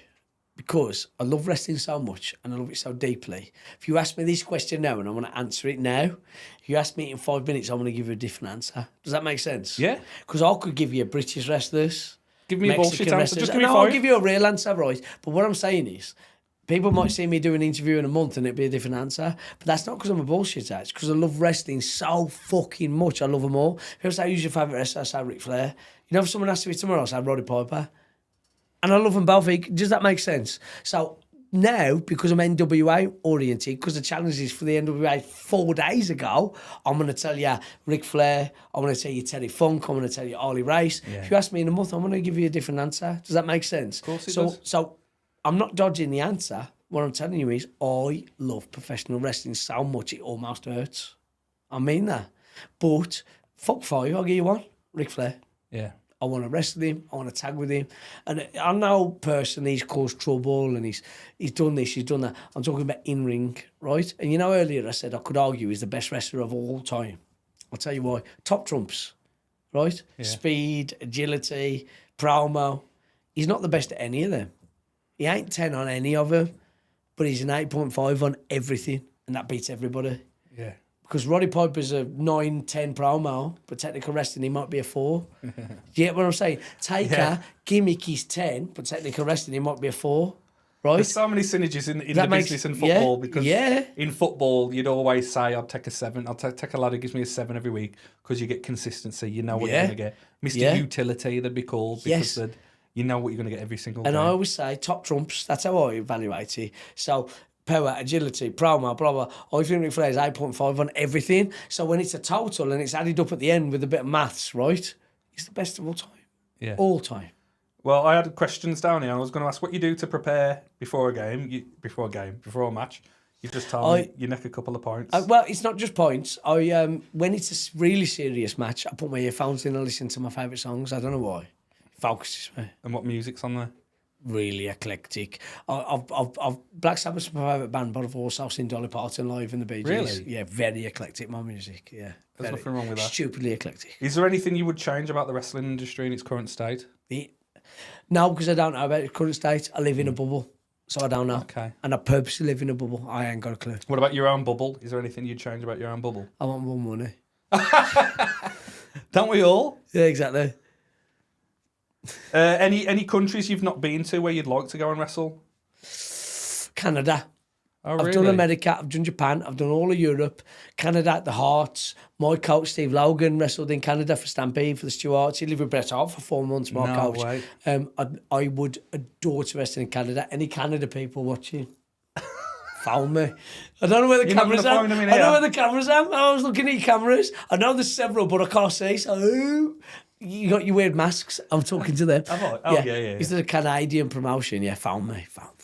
Call me. What wrestler at the minute would you like to come up against? Dream opponent. That's what I've got. Current. Bram would have been. Yeah. Seriously, because he's my mate. Tom Latcher. He's my mate, and I'm mine. Yeah. Self-made man. Zach. What's his name? Ryder. Matt What's he called now? Yeah, Matt because Cardona, he's a yeah. self-made man. Your And pal's got him, ain't he? Yeah, I know, Yeah, bastard. Oh, my next freeway, just turn up. And the other one, because he's now on the industry and I admire him so much, or he might not be, he might retire. Kate Quick. Oh, class. Oh, truth. Yeah. What do you reckon about that? What's going on at the minute? I don't know. It could be an angle. I don't know. But I think it's bad optics. Don't I think say it's bad everything's optics. an angle. Yeah, I think it's bad optics. He's a loyal motherfucker. Bad optics. But either way, I'd kill to wrestle him. I'd kill a man. Bury him at Chronic Chase, no one can find him, and then I'll wrestle. If it's not a story, it's strange timing, isn't it? Yeah. Like, from a business sense. Saturday Night Event. With the Weird. T-shirts. Weird, ain't it? Yeah. Ron Cena. Genius. Yeah. Even though I know that, and I don't watch it. I didn't see the match. I've seen the first 4 seconds when Cena clotheslined him out of nowhere. And then I got scared it was a squash match, so I don't watch it. He gets a pop every time he's on. Does he just wrestle Cena competitively in that match? You know. Bullshit. Your face said it all. I'm glad I haven't watched it. But it Just is see what the it is. job he Shoulder makes. tackle. Yeah, you know, does he get a shine on him? a little bit, yeah. Okay, I might watch it. But then the endings, you know. Too much. Yeah, I'm not gonna watch it. They're just planning. It's just to build what's coming next. Yeah, really. which he's a company man. That's why I'm shocked they sacked him. It is what it is. Yeah, current wrestlers anyway. Zack Ryder or fucking Kate Quick. Yeah, Zach's doing class on the independents. Yeah, he's isn't out there. he? Self-made man. Hardest you've ever been hit in the ring? Matt Hammer Mensa with that fucking boom shakalaka on On the you? Edge. Yeah, bad. Really? You know that? You know what I'll do? Yeah. The bionic. Matt Mensa used to do it as the hammer, and sometimes my neck would go in my head. I didn't have a neck for a week. He was the lightest, stiffest wrestler in the world. Yeah, Matt Has it Hammer. ever got real backstage or what? Loads. Has he? Loads. Really? Because of you or because of them? 50-50. Yeah.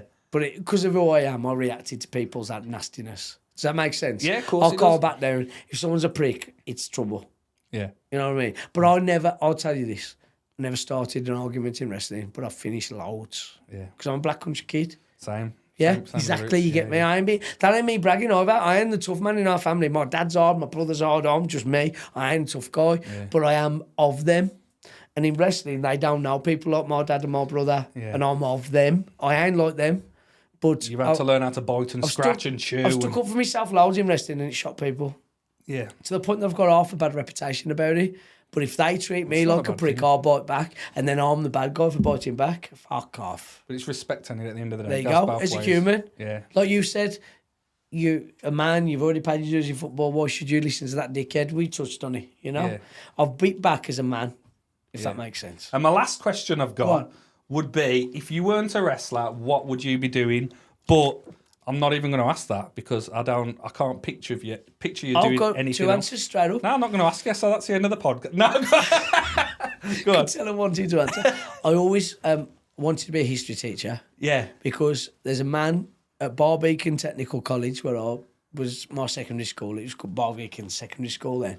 I had a history teacher called Mr. Parker, and he's got to be passed away now because dust fell off him when he taught me. But that sounds like a mistake. He had such a positive influence on me, no one would ever know. And I love history, but past that, he protected me and a lot of guys, and he was a good man, and I wanted to be an history teacher. And just before I went on my first wrestling tour, I was 15, because I was born in August. I left school as a 15-year-old. No. Instead of 16, because August. I got accepted on a forensic science course at Sutton College, Sutton Coldfield. And I was going to do that, and instead I went on a 2-week tour of Scotland on the holiday camps. And I found my dad from Scotland. I went, Dad, I am now a professional wrestler. He went, oh, fuck you, swearing. And I didn't get another booking for 6 months, but I thought I'd medi. A history teacher or a forensic scientist. It's mad you said that, Weird, you know. yeah. I had a chat with my lad the other day, and like we was talking about the importance of a good teacher. Yeah. And it will stay with you for the rest of your life. Mr. Same as a Parker. bad teacher. Oh, I can list the bad ones. Yeah, Mr. yeah. Lewis Massita, dickhead. He's our biggest fan. Drop a word in the Fuck comments. Mr. Lewis. Fuck you, Mr. Lewis. I bet he's dead and all, and if he ain't, fuck you. I'll come for you. I'll get a scythe and a hood. I'll come for you, Mr. Go on then, Lewis. rubber promo on Drop a promo on Mr. Lewis. Nah, fuck him. He's probably dead. Disrespect. But he was a vile. Mr. Parker from Barbican. And if anybody from my era knows him, who he was nice to, they will believe that sentiment. He was a man, history teacher, and I love history. I'm obsessed with Rome, I'm obsessed with Greece, I'm obsessed with antiquity, I'm obsessed with modern history, local politics, you know, like Margaret Thatcher. I'm obsessed with history. History is my side thing away from wrestling, podcasts, reading, books. I read 2 or 3 books a week. I'm obsessed with history, obsessed. A history teacher, which part of me still thinks I could do. Even now, I think I could do it. History teacher and that forensic science course that I should have gone on, but I didn't. But I wouldn't be here doing this podcast. Do you feel like you're going to slow down or not? I'm a fuck. No. If I got injured or tomorrow... double juggle. If I couldn't wrestle from tomorrow, I'd be a referee. I'd be an MC. I'm in wrestling for life. I'm a lifer, condemned. You know, them on death row. Oh, yeah, I'm condemned. Sword and shield stuff, that's what I call it. You go out on your sword. Nice. Yeah. Shield. But I'll be a ref. But if everything changed, if wrestling got banned or some shit, there's still 20% of me that thinks I could be an history teacher. I don't know why, it's just in my gut. But you know what you should do if you're an history teacher? Keep exactly what you've got going on. Fuck yeah. You got your pipe, got the hat. Yeah. And I'll be got shoulder, like elbow pads, like can you imagine? in the suits. Yes. But he had them. But I would approach it on Mr. Parker because he was the only good teacher to me at one time. And like I say, he's probably brown bread now. He was fucking old. He looked like the Demon M Master. Do you remember him? I do. He looked like him, but he was actually a wonderful human being, like really nice. And I love him. And yeah, there's my answer. I don't know why I'm still banging on about him. Well, you love that teacher by the sounds of it. Yeah, pissed out. Is there anything you want to cover before we wrap it up or not? I think we've covered most things. Now, just that it's been really good to connect with you again. I know, mate. Yeah. I just enjoy sitting with you again. This would have been good if there were no microphone and there were no telly. It's just been nice to chill with you, to be honest with you. But listen, like I said, we've changed the way we're going to be doing stuff. So, you know, let's stay in touch again. Let's not leave it too long. We'll get you on for a part 2. If this ain't going to be a part 2. I've got loads of part 2s. I've got part 9. I have, if you want it. Part 9, if you want it. But the truth is, if you want to do one more wrestling match, I think you should. So that's how I'll end it. Challenging you, because it's your podcast. If you put it in my court now. Yeah, it's good, eh? Are you going to come? It's your podcast. It's your supporters. 40,000 subscribers you got now this morning, you put it right. So I'm putting you on the spot. They will plague you now, hopefully. One last match. Get the spandex on. Oh, God. And get in the ring with me and tag with me. I knew this. That's how I'm ending it. That's how I'm ending it. Because 40,000 subscribers can plague you now and bully you into it. I ain't got to bully you now. And I can't because you're 9 foot tall and you're big and massive. Yeah, that's why you're tagging with me. Yeah, exactly. I ain't taking a body slam off you. You know that nasty leg drop off the top? Fuck that. There's an extra 4 foot to fall off, taking it off you, so I'll tag with you. When I get close, you get me in the arm bar and I'll be... Nice. Yeah, I'll get you in a nice little submission. I'll show you one in a minute. A finger one. All right, then, let's do it. Yeah. Now, this has been class, mate, honestly. It's been an absolute pleasure. Brother. Thank you. Like I say, I've got a lot of love for the industry. I've got a lot of love for you. I know. That's why I'm here. Yeah. I avoid so many podcasts. That's why I'm here. I know you've stayed in touch with what you've done over the years. So keep at it, man. Thank you. Thank you very much. Thank you, man. Love you. Class. So, yeah, we just chill out now. Yeah. You're not going to be here for me or what? Of course I have. It might be a wrap in a minute, yeah? Of course I have. Could I have a wee? Well, dive for the toilet. I'm not going to stop you, mate. Thank you very much. Right, I'm going to nip to the loo now, all right? Go for it. It's one of them.